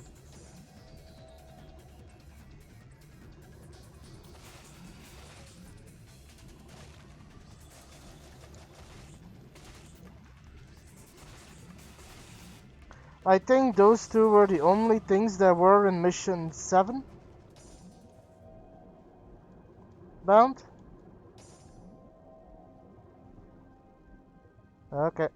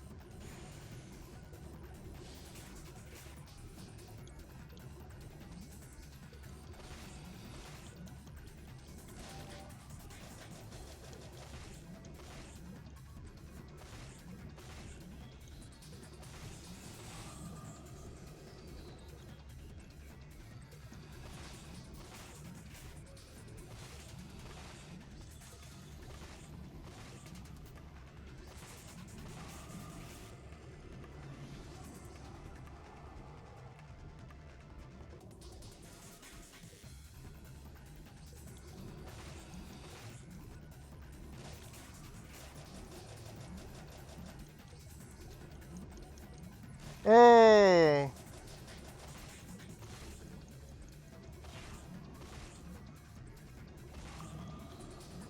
Honestly, Bud, with what you said earlier, I might rely on you for to help me look up some pretty good RPG Maker horror games in the future.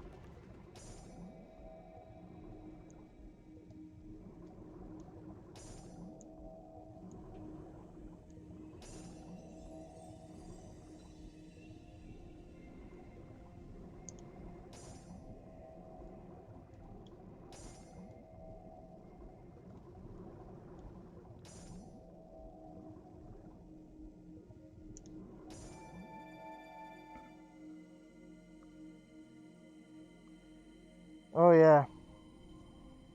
Well, you still did seem to know a couple more than I did.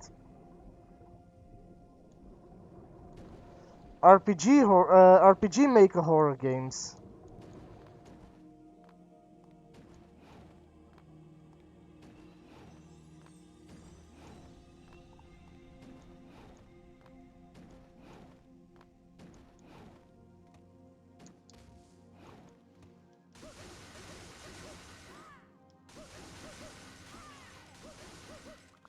Bound. What do you mean? How many do I know? What? RPG Maker horror games or something else? Horror games in general.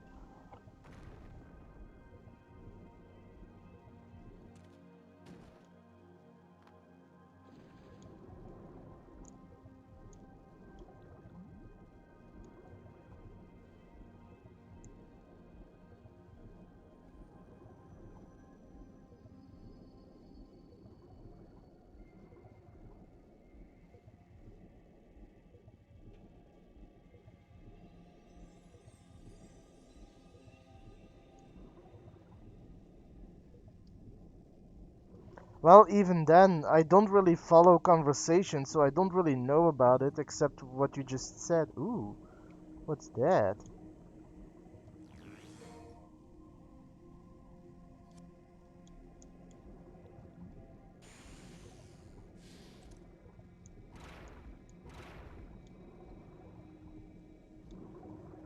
Oh, I know the Mad Father, I know the Crooked Man. I might know Yuminiki, I don't know about that for sure. The Witch's House, I know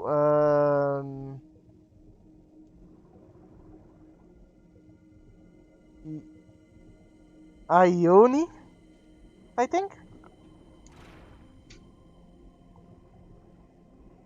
What's eBay? Because I don't know if I know eBay.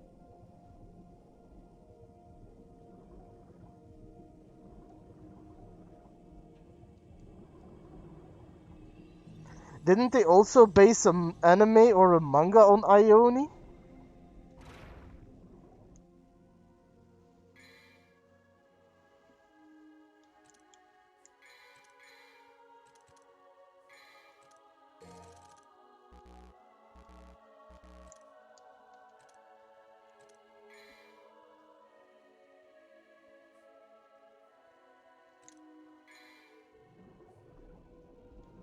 Yeah, I think I've actually seen the anime of Ione.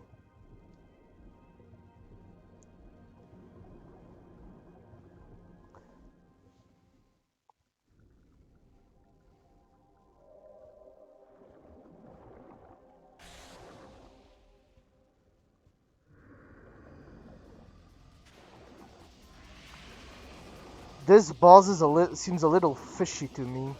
I think he's cheating.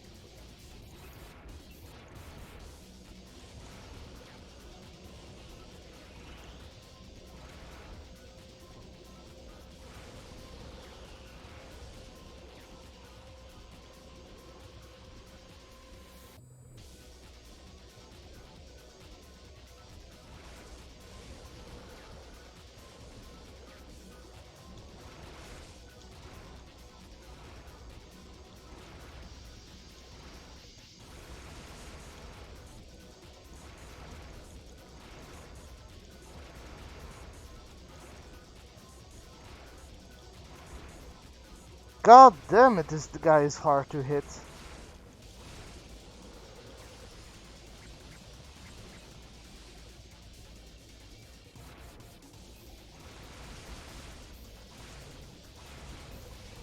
Ow.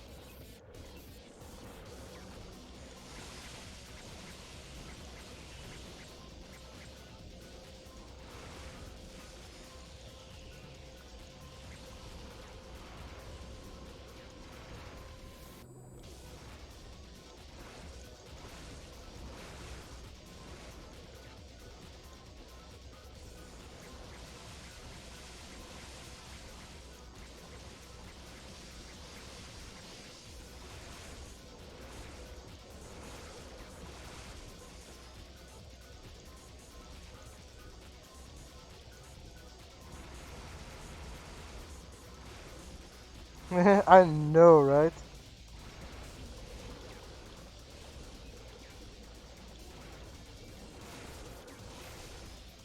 But yeah, so another thing about that, since that we're on the topic now of RPG Maker games, you've mentioned that there are a lot of try and error type of games. They are, but that's nothing wrong with that because that's how they make their horror games. It's the only way to do it. But in a different way, it is pretty interesting by itself because you also have all these unique ways that you can die in.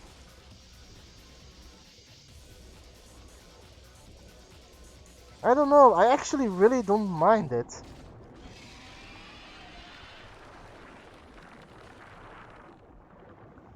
Because it's part of how the game design works. And you have plenty of opportunities to save. So is it really all that bad? I just think it adds to the horror factor for that game.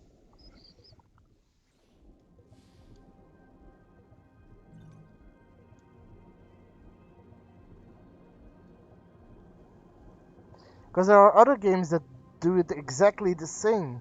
I think there's also a game where a high school gets sucked into an apocalypse or a demon world or an apocalypse, I don't quite know. And they also rely a lot on like insta game over and where you need to save a lot. I just think it's part of the game territory. It's pretty difficult to make a horror game in that game style.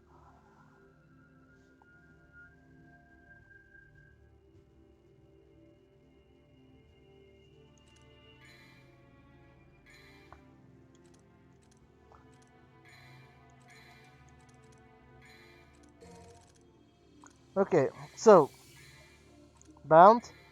What do I need to do now?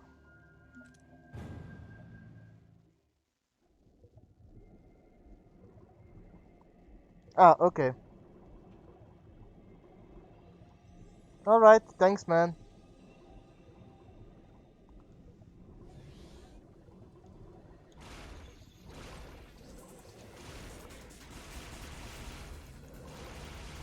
Mission 8, yeah.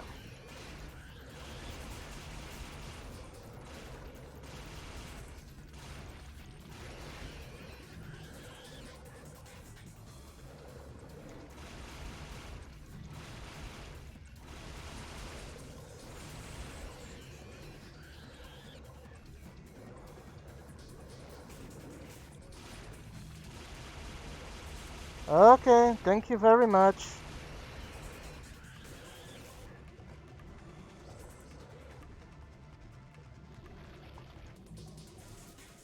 See you later. Good night. So,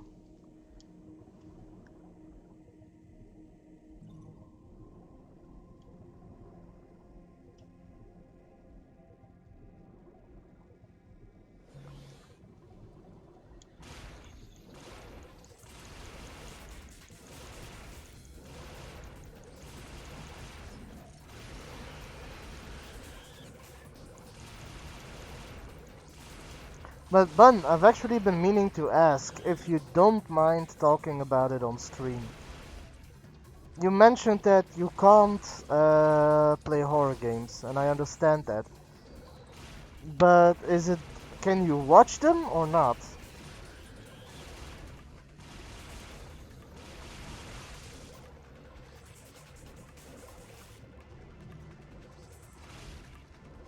Yeah, I know. But I was just wondering if you can watch it then. Like watch someone else play it, or it doesn't also...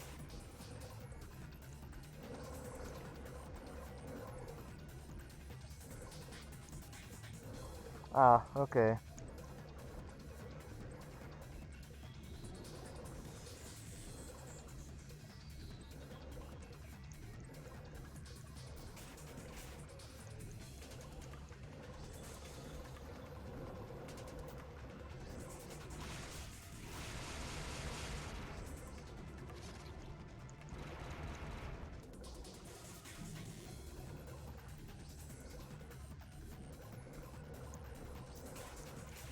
Oh,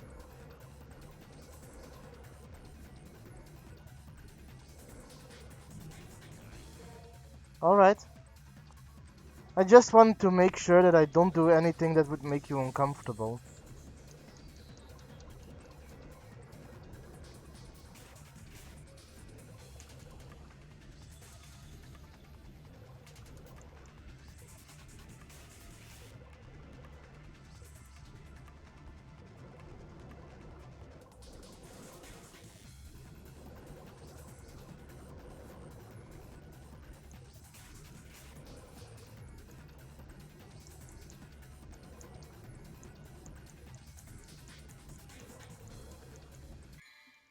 Quickly gonna check if the other one has a little bit more information.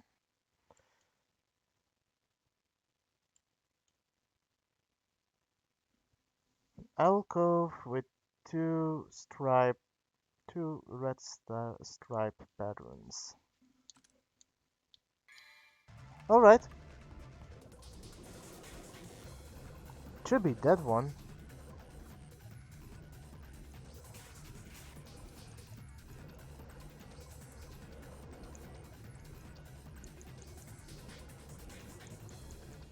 Might not be that one. That also has two red stripe patterns. Oh, there. It's that one. But for now, I'm still gonna play Devil May Cry. Because I do want to finish that one first, but maybe in the future. Or if there's any horror game that you want to see, I can stream it for you in person. Now with Discord stream function really working well.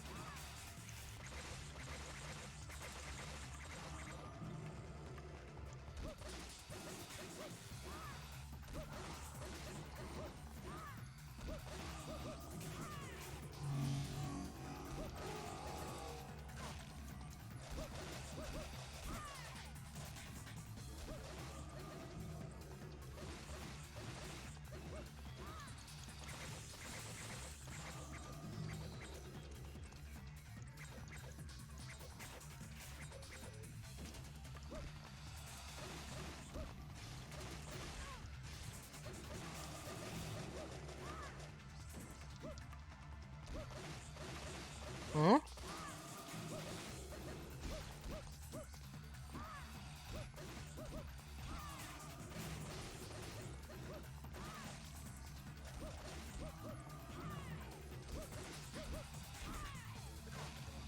I don't actually know.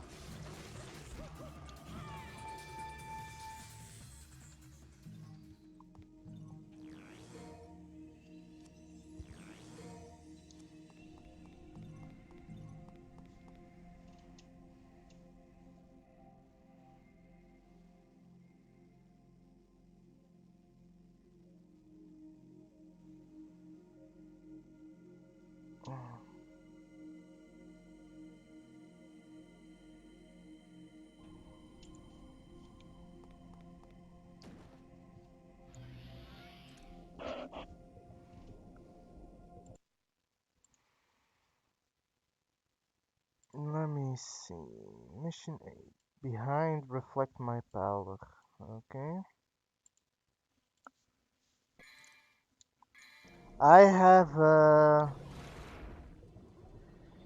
the only one I have is Don't Starve Together.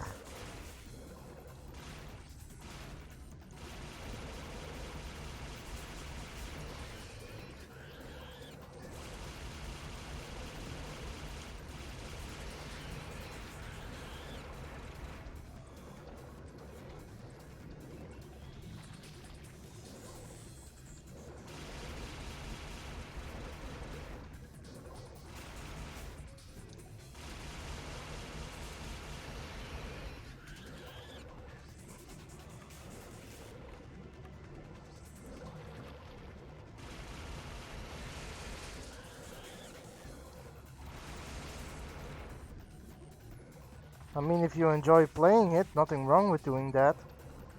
Don't Starve looks like a fun game, but it's not really a game I can enjoy.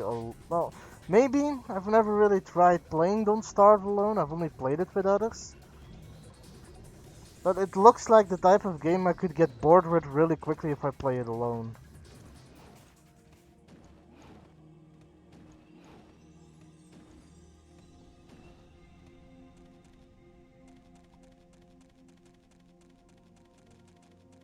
Is it like overcooked levels of stressful?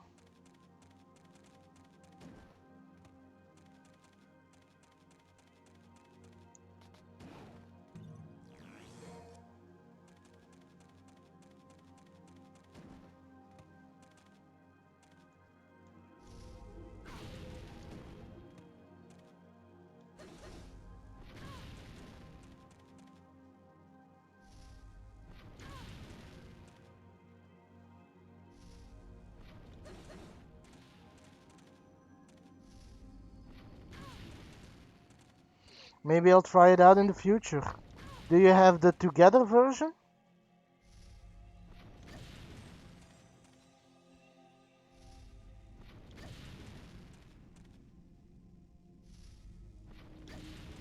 Come on.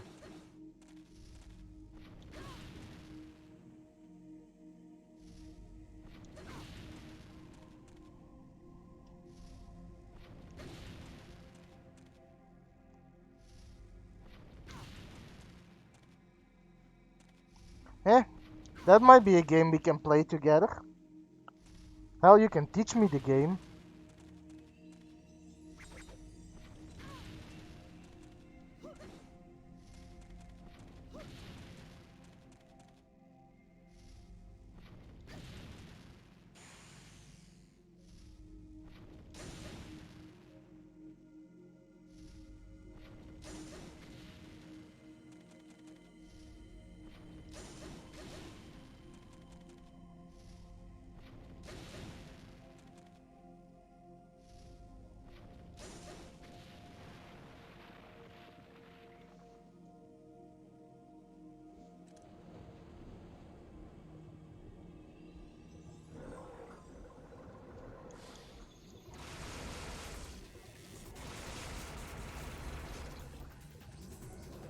I mean, I've only played it once and I got to like day 10, maybe.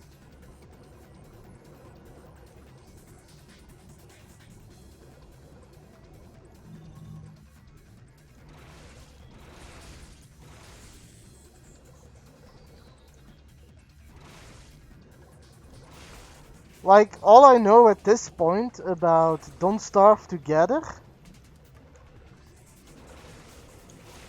is who my favorite character is.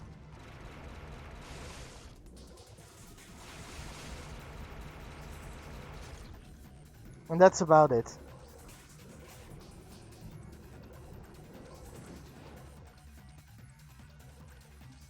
Okay, so that is the striking stone. Mm,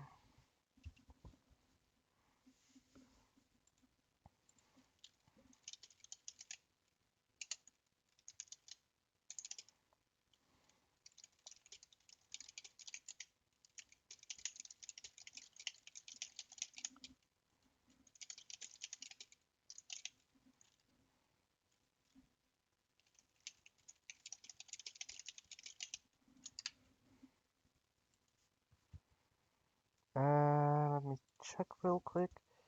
Past, past the striking stone, where you can swim down. Swim all the way down and pay attention to Lucia's back. There is a hold where you can swim a bit deeper. The blue orb piece is at the end, is at a level, and also a green orb. Okay.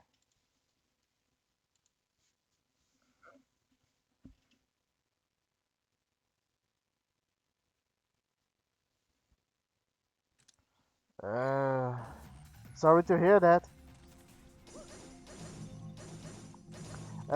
My favorite guy is the lumberjack.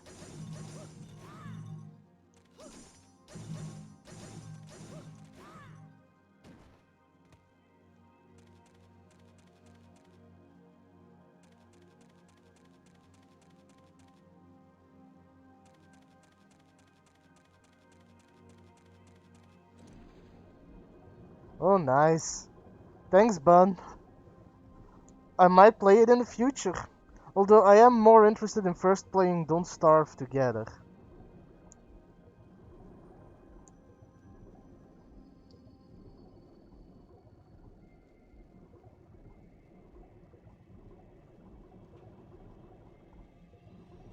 I just like that he has a never-ending axe.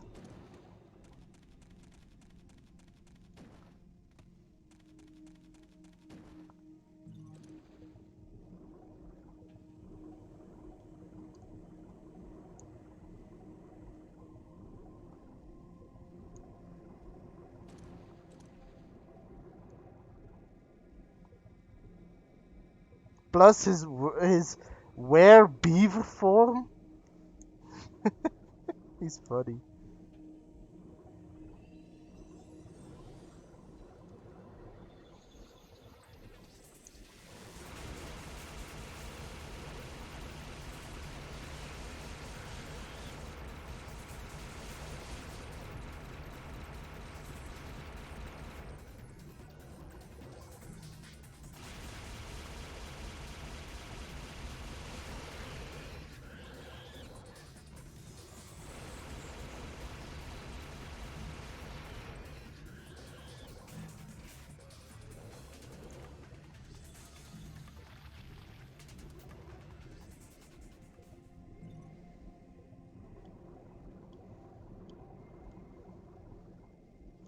Isn't Abigail the sister? Or am I mistaken in that?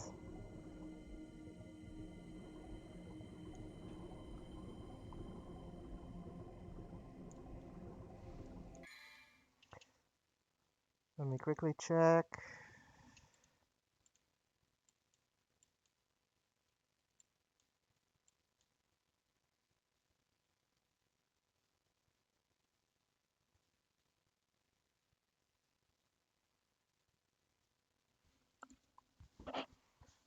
Swim all the way down.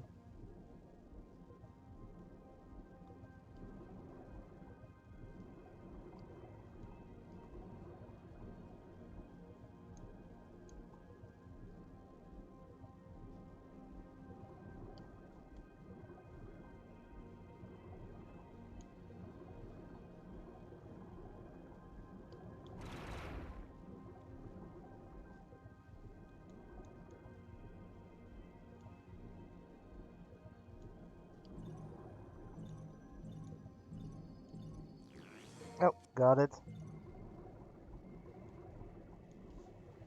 And I already have the mission. Yep, the next mission is mission 8. The other, that was the last blue orb piece. Then I just have a blue orb in mission 10. And the next secret mission is mission 10. So I got nothing in mission 8.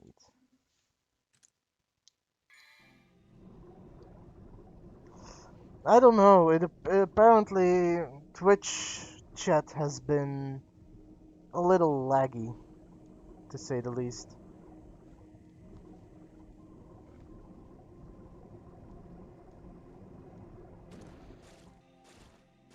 Also, Bun, don't worry, you didn't miss all that much.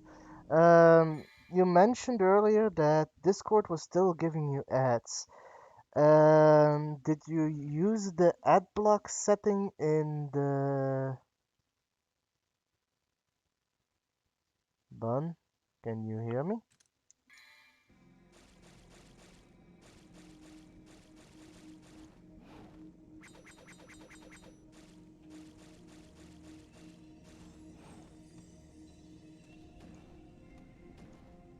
Bun?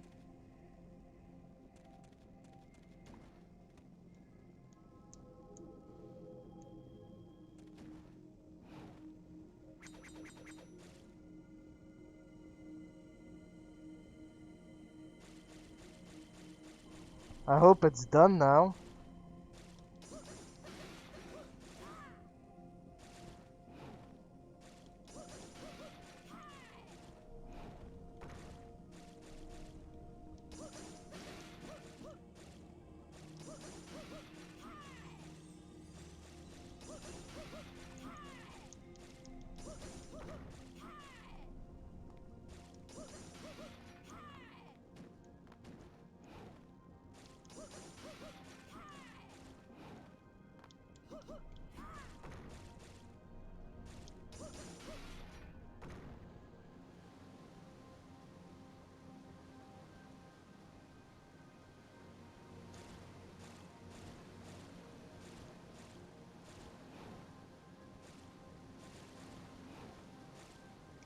I do have to say, when I was playing Don't Starve,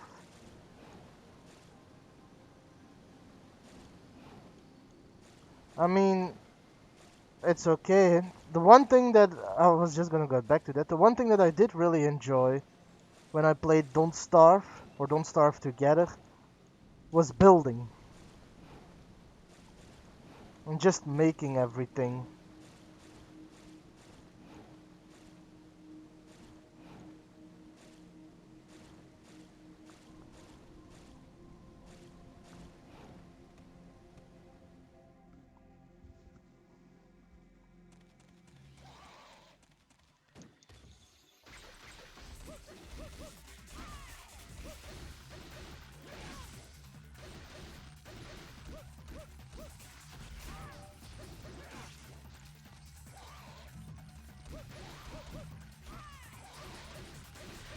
Take your time.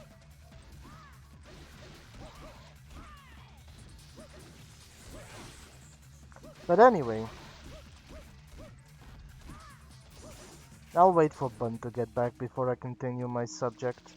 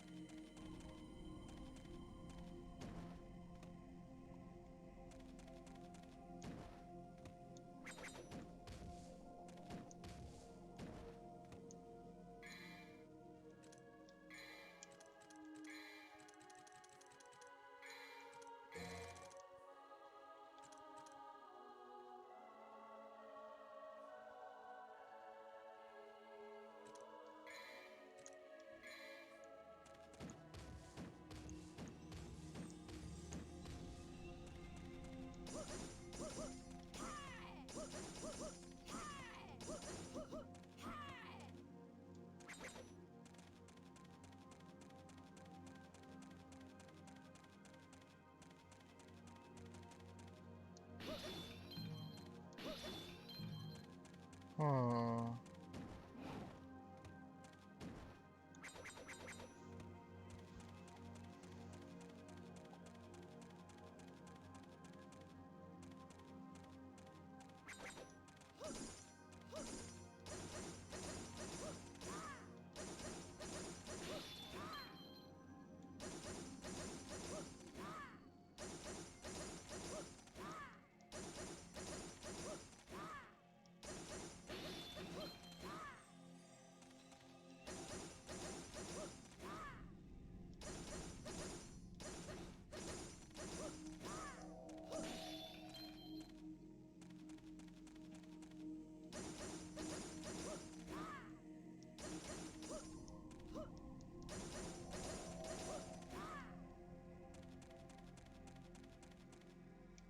Okay, so I gotta destroy all of them at the same time.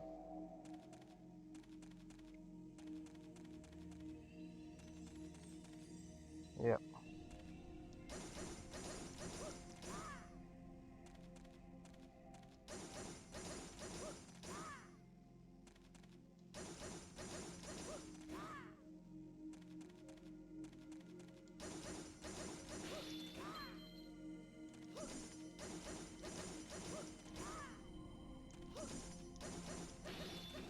No worries, welcome back.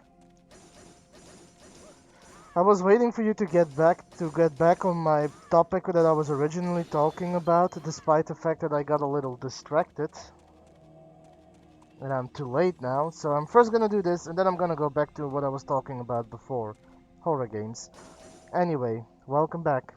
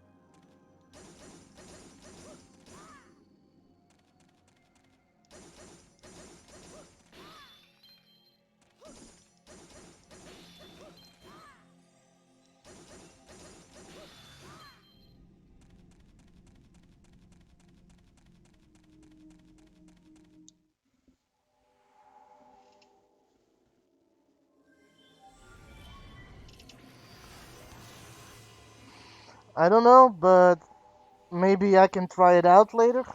See about it.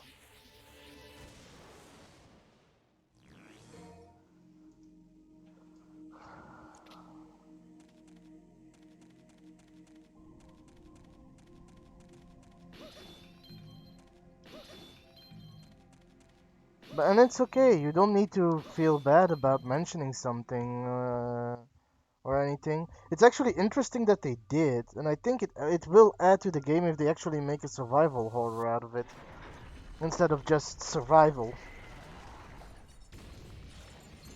Oh, look.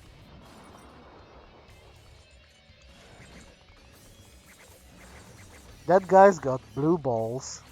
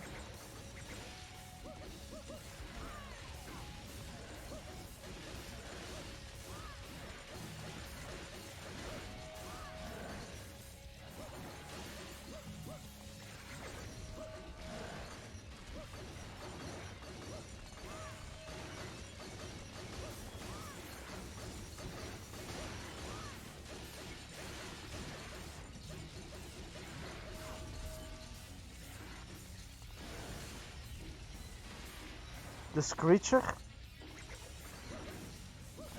That's a horror mode.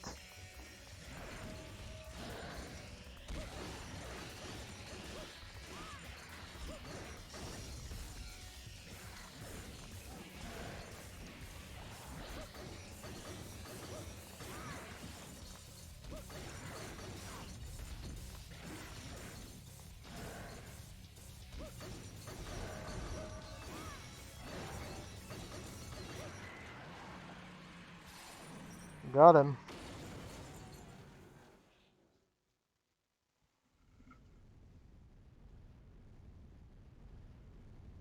It's alright. Maybe, like I said, maybe I'll test it out. Maybe I'll stream it for you if you want. But yeah, going back on topic. What makes for a good horror game? Oh, look, Dante. what makes for Found what you were looking for? what makes for a good horror game? Look, Dante. Ambition, Whatever. but actually, I do not deserve this power.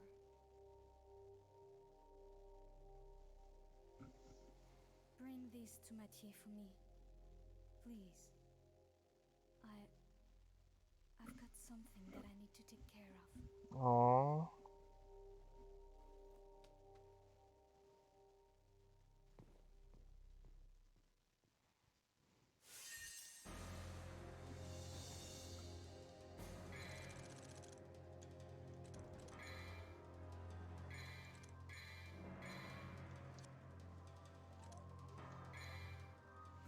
First gonna see if there's any cutscenes before I continue talking. I don't think there was anything that I needed to collect in Mission 9.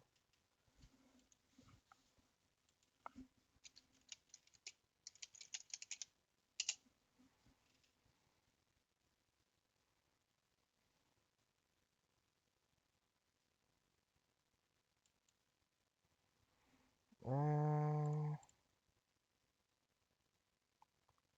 no, that one's Mission 10. Nothing past Mission 8, and that's also Mission 10, so for now I'm safe. Hey, at least that's something.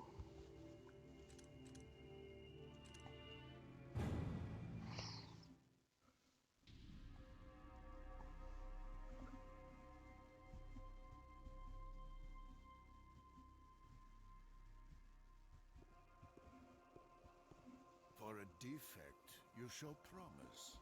But did you really think you could deceive me? Have you come back to me, Kai? I'm Lucia. Don't call me Kai. Then why did you come here? Let me guess. You seek my death.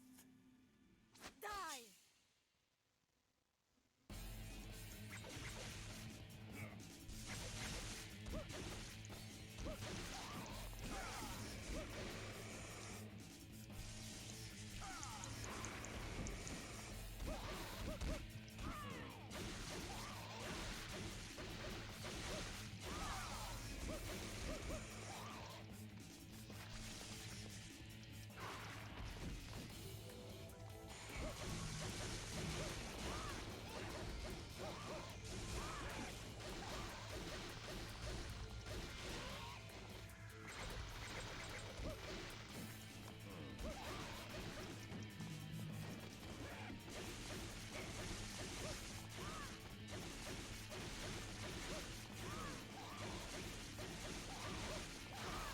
Intense gameplay, right? I know.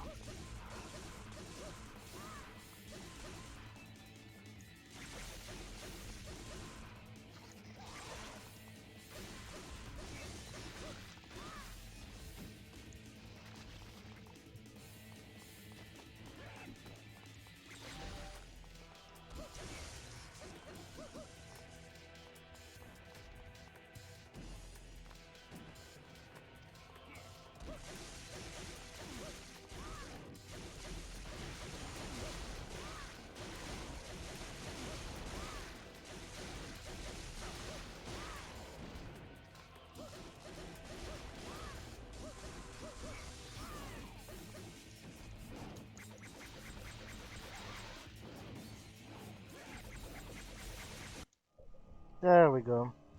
You lose, Kai.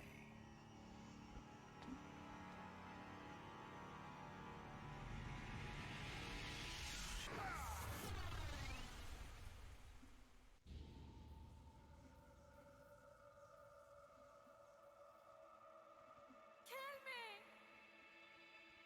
That man is going to bring me the Arcana shortly. You will live to see that. Also, that mouth movement is on point. That's just a piece of crap. Oh, Arcana. Here's another 3 for you. No!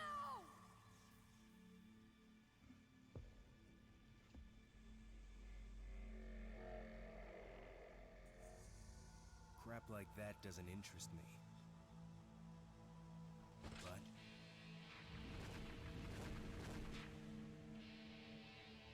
your swan song will. Is there like a meaning behind the word swan song? You cannot win. Someone is holding you back.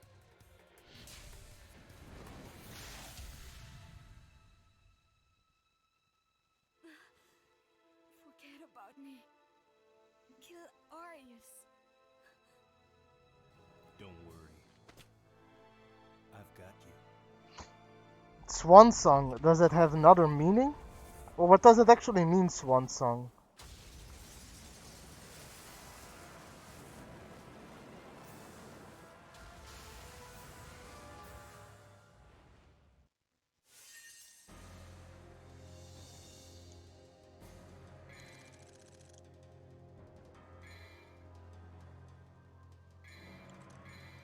I'm gonna look it up. I'm curious about the word.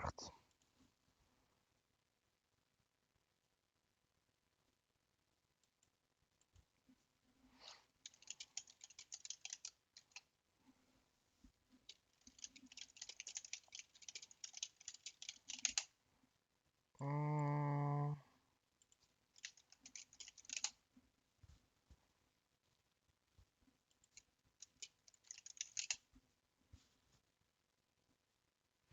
Oh, apparently a swan song is the final performance or activity of a person's career.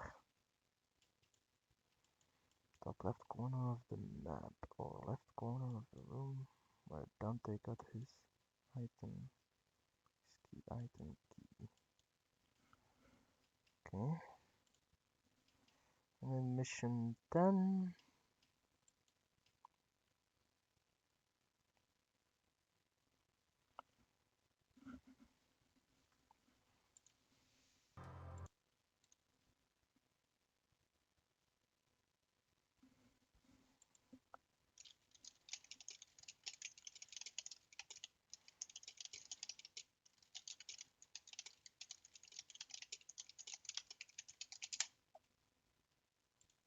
Okay.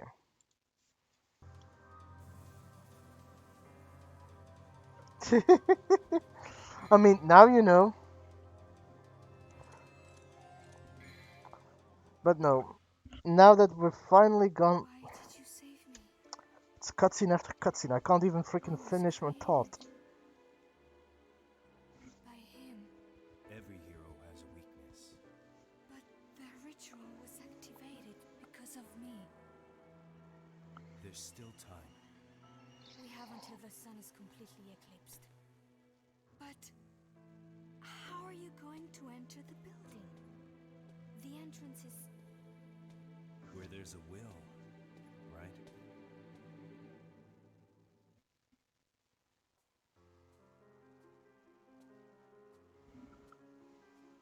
Mother, Yes, it is true that we are not tied by blood. But our ties are bound by history and experience, which is much deeper than blood. Now go. Everything I know, I have passed on to you. You are my daughter.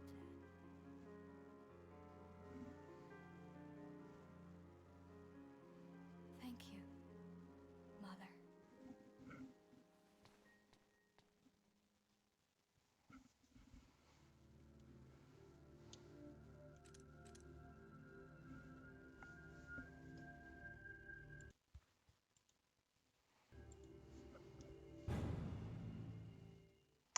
Anyway, now that I'm done talking,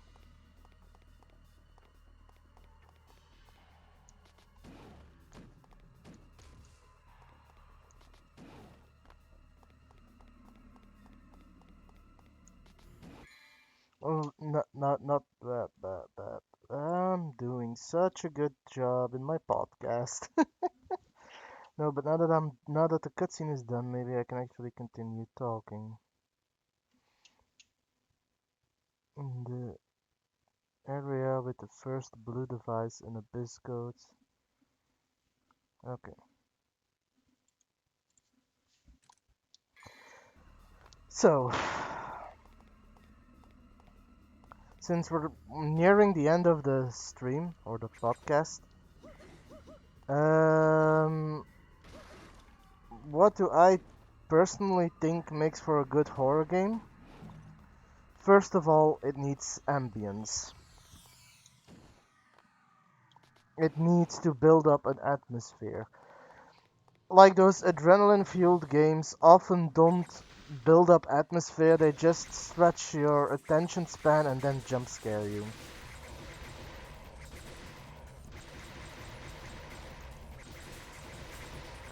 I don't think that makes up for a good horror game. You need to build environment. You need to have a certain atmosphere. Bring your player into a certain mood in order to get the horror factor of it across. What else it needs is a sense of security. A, a horror game that has a jump scare every 5 minutes.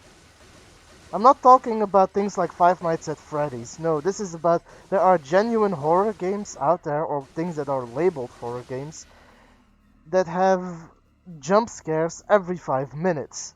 That's not a jump. That's not a horror game either, because at a certain point you're just gonna be like, oh, here's another jump scare, and there's another jump scare before it actually happens. No. Another thing that I feel like horror games need are a false sense of security. You need to build when building an atmosphere, you need to build it up in such a way that yeah, and you need to build it up so that you walk through the initial parts, and even in the middle of the game, you walk through parts where it looks like something's gonna happen, but nothing happens. Building a false sense of security that you're safe, only to have something happen later. Another thing is also an irregular scare factor, which is also, I guess, part of the ambience, but it's more about timing. You need to know when to use a jump scare. Now, first let me check where my secret mission is.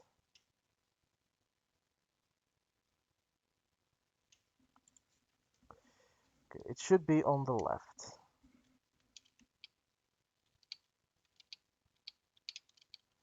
Okay, let me... There. So what I mean is, it needs timing. As I said, you can't, as I mentioned before, you can't have every 5 minutes a jump scare. But at the same time, you also can't really have a jump scare every single time at the height of the suspense, because that is gonna get predictable. Sometimes you need to add a jump scare or another horror element, because horror elements are more than just jump scares, at moments where you don't expect one, like when everything goes quiet, or even during like an like most jump scares happen when you enter a room. But for example, when you're walking in the middle of a corridor. Like, you don't expect at those moments of a jump scare to happen. So that would be a good placement. When you're using music, for example, it's not always a good idea to have a jump scare every time at the peak of the soundtrack. Sometimes you need to have like a jump scare when the soundtrack is quiet. For example, I'm just trying to give examples to make my thought process clear. Anyway, so there is also a certain need for a timing. Now, the next part, but this is for me personally, I also feel like a game that only relies on horror doesn't really succeed in its offset, especially since it's a video game. A video game is meant or is made to be completed. Yes, they can make it really difficult, but they're not gonna make it quote-unquote impossible. So to have a horror game with a horrible monster and only have that as a sort of suspense, that's not gonna work. So in that regard, as you mentioned before, Bun, psychological horror games work really well in that regard, because they do more than just scare you. They eat away at what you think is there. And that makes for a lot better effect than the constant effect of fear or pressure. Anyway, next one I need is...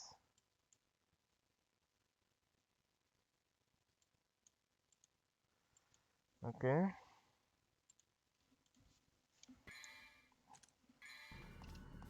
Like, the first Amnesia is pretty good at that. It has a way to build up an atmosphere, and it eats away at all the little things. Are you sure that happened? Are you sure that didn't happen? Layers of Fear is another game that I've played, which is also pretty good at that. The thing that I really like about Layers of Fear is the fact that not all the horror is in your face. The game has a slow build-up where everything slowly starts descending into madness.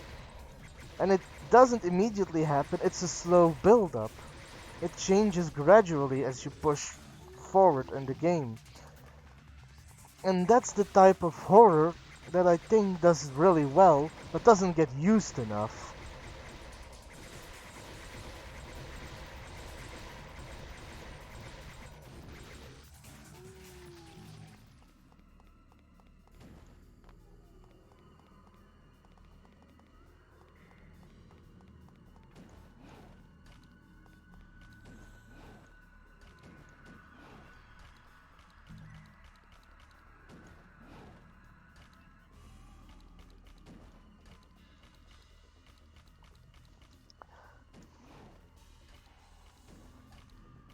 Another thing that I think personally would make for a good horror game is not the sense that the reason something happens has a reason. Some One of the reasons that I really like Silent Hill much, yes, Silent Hill has a bit of a psychological backstory in it, and everything seems to have a reason, but why it happens, it doesn't always have a rhyme or reasoning within it. And sometimes just having a horror situation happen because it can often cause for a scarier situation to arise than always having a reason of why it happens. Because you're a horrible person, because you've done something wrong. Like,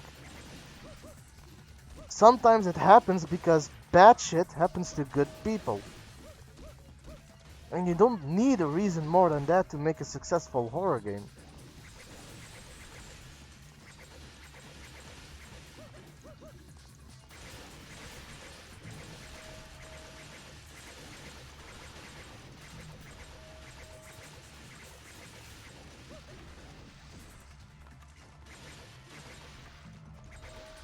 I've mentioned this before as well, but soundtrack, of course, is also important.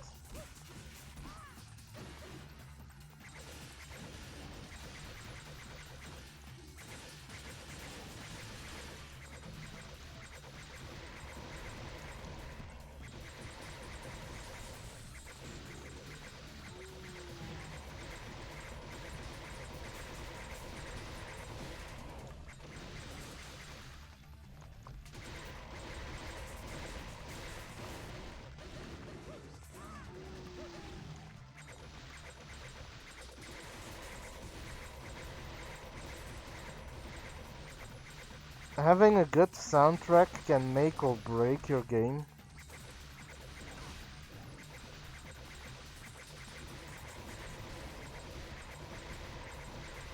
And it also ties in with jump scares. If you can pin a good irregular interval for your jump scares with your music,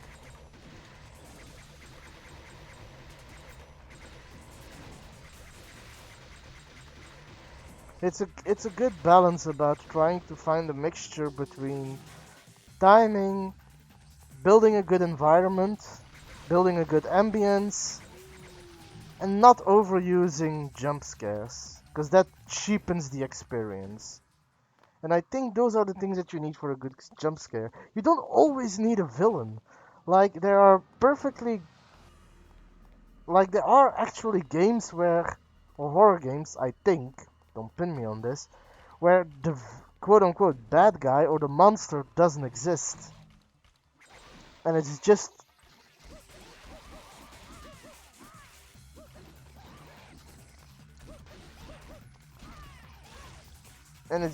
sheer environmental. So you don't always need a physical monstrosity in order to make a successful horror game or horror movie.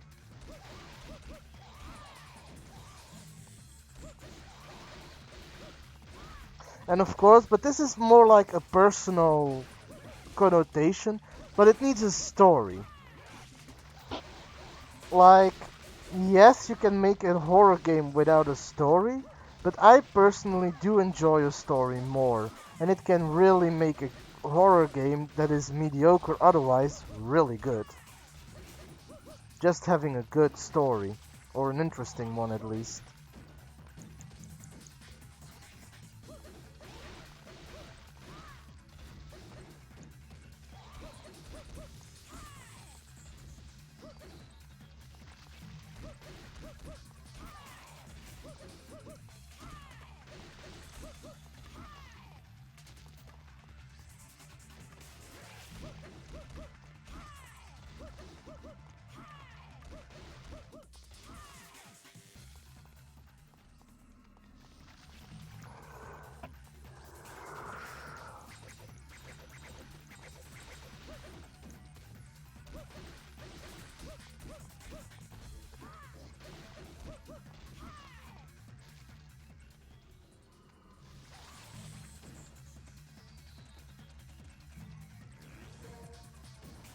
trying to think what other things. And other than that, I would say it depends on which type of horror game you're going for. For example, if you go for a survival horror game, if you go for an action horror, I'm gonna put it differently. If you go for an action horror game, much like the old Resident Evil, they really did a good job in Resident Evil 7. Don't give too much ammo. Don't overload your character with the possibility to survive. Make every fight a battle for survival. The thing about Resident Evil 7, for example, is that there are no normal enemies.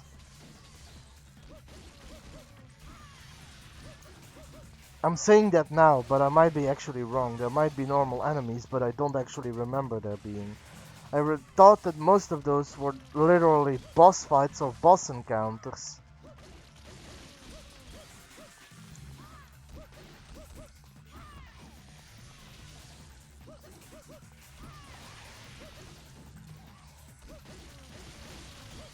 So you need to be careful with your ammo. You need to divide your ammo. You need to be careful of your ammo consumption, and you need to be careful with the items you gather and use. And that are elements that make for a good action horror. If you want to go for survival horror,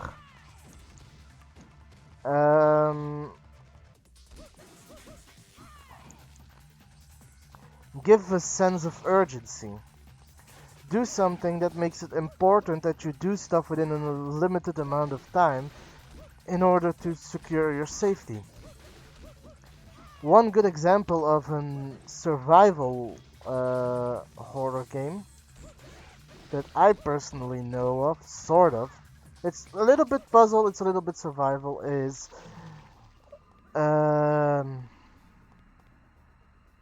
Don't Escape, which are a bunch of games by Scriptwelder. And the last one is a bit of a survival game because you need to do stuff for your survival by puzzling, and there is a sense of urgency because you have a time limit. So, other than that, it really depends on what type of horror game you're going for.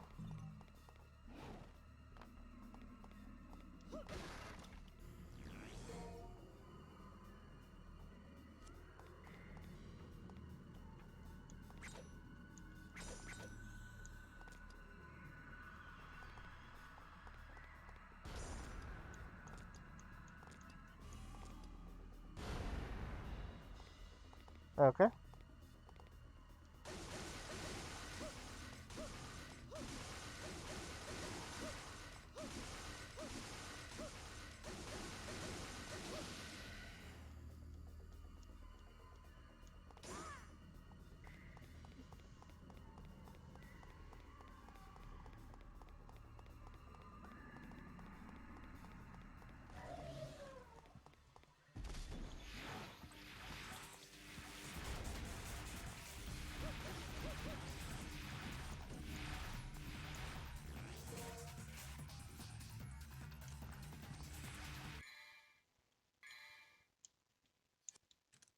Let's see how the new swords are.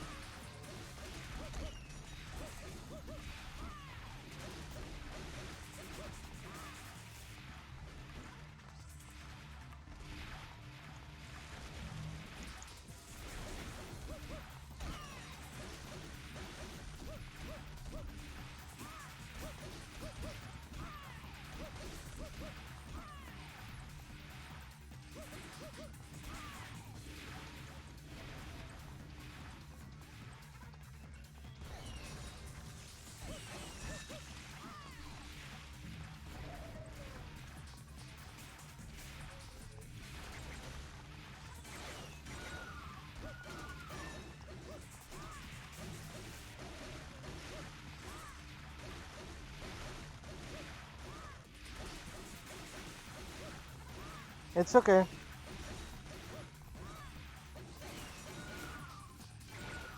I think I've covered most of the things that I wanted to say about horror games.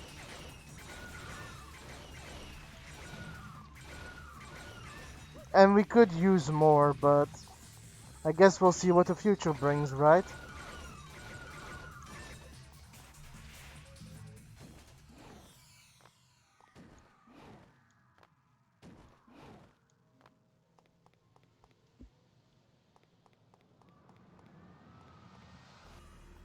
Hey, like I said, if you want to brainstorm a little bit, I'd be down. I would love making a horror game.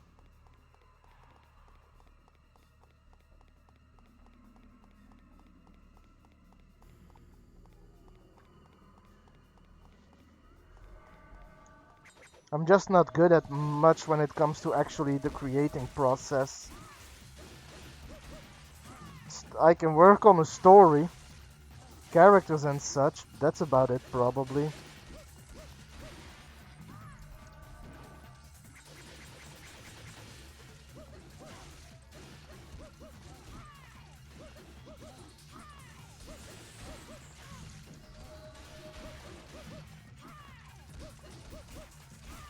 Oh, you mean not the one you're currently working on?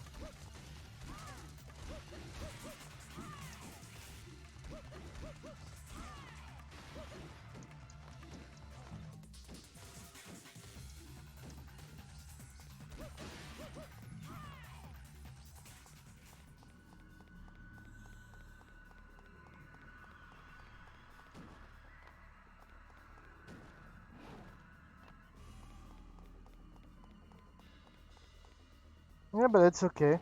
Like I said, if you ever feel down for doing that, let me know. I'd be more than willing to join you for that.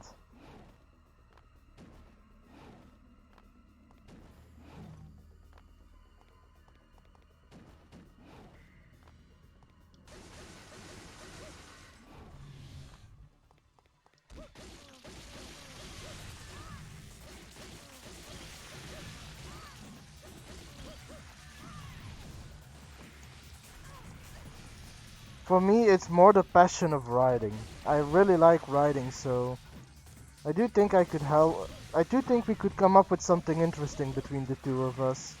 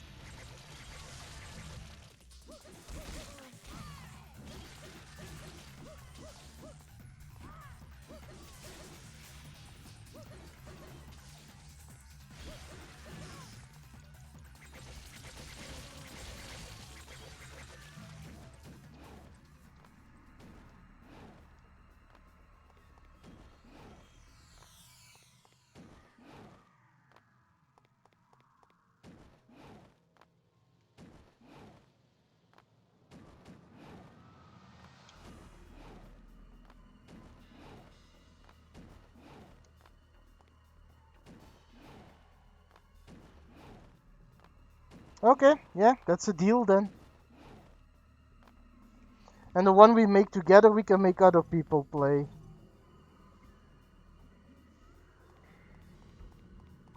I'm trying to see where that last blue orb is.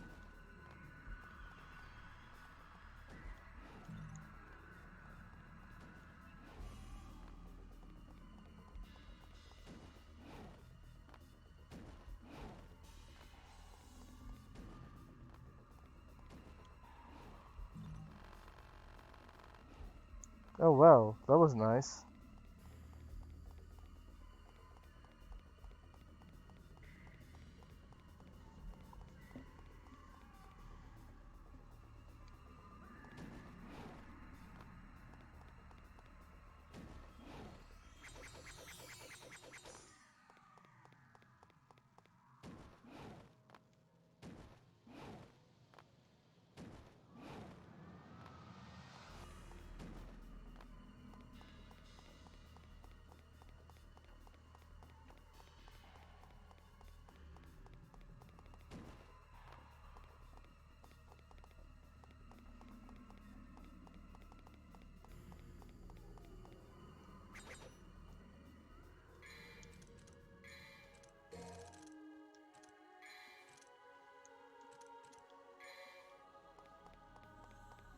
So according to my guide, it says that top left corner on the map or left corner of the room where Dante got his key item key.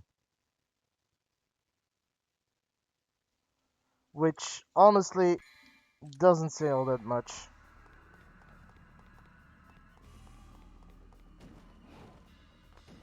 So I'm quickly gonna do a one over of the area, check all the left sides.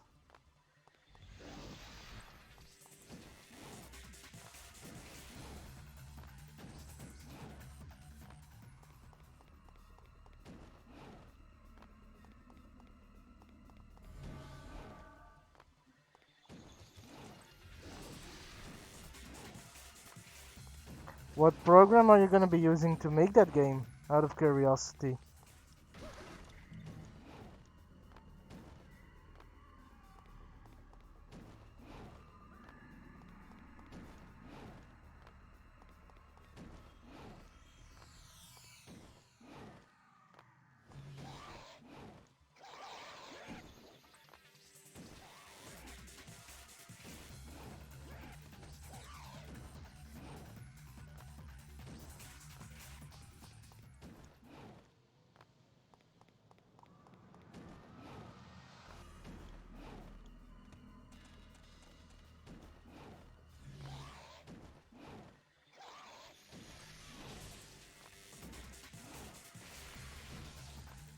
Oh, found it.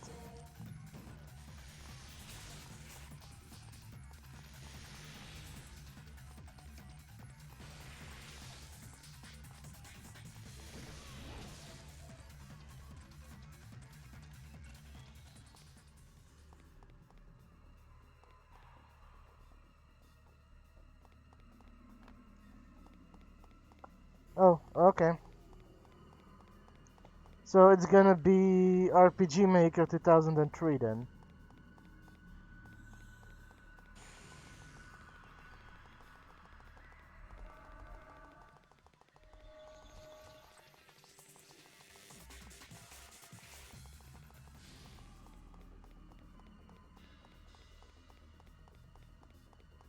Oh, okay.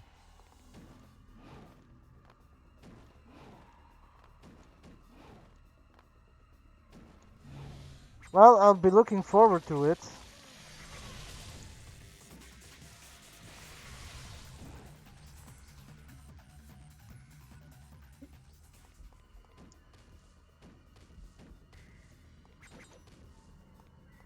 Oh wait, I forgot to actually activate the orb.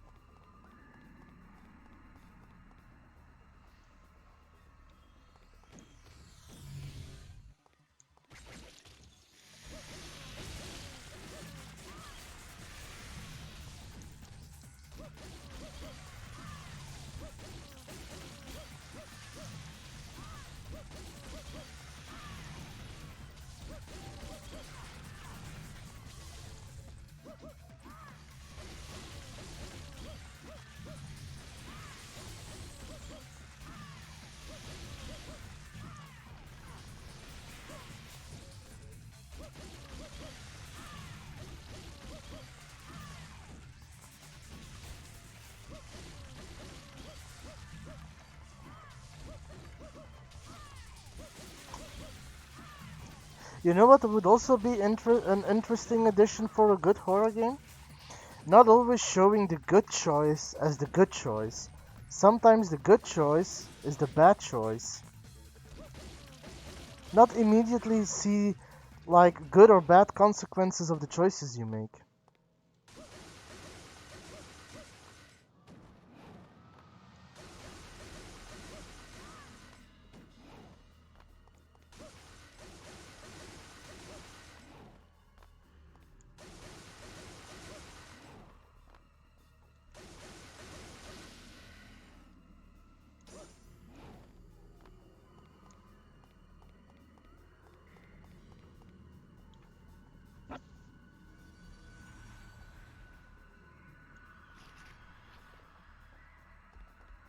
And now I gotta beat this thing again.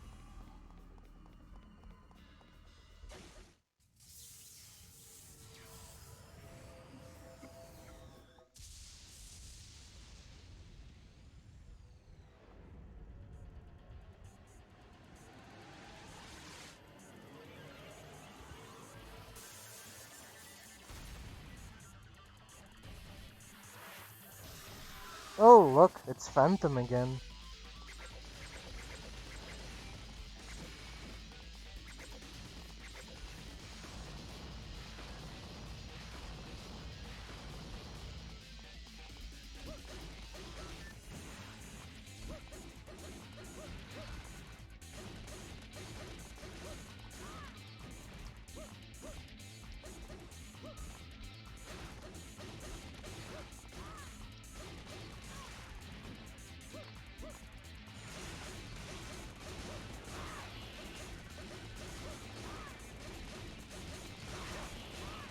Compared to the previous game, this guy is nothing. In the previous game, actually, fun fact, he was considered one of the...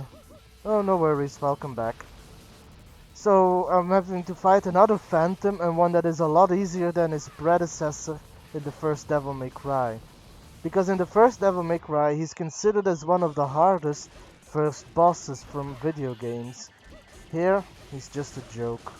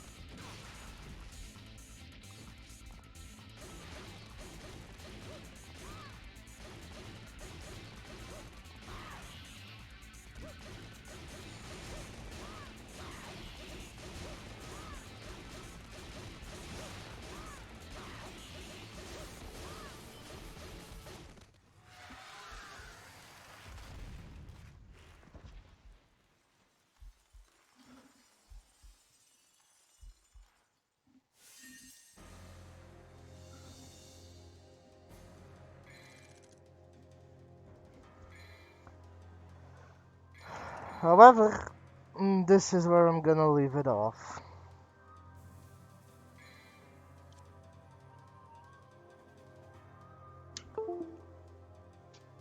It's been a great evening, and I hope you all had as much fun as I had. And with this, I wish you all a very apocalyptic evening. Apocalypse out.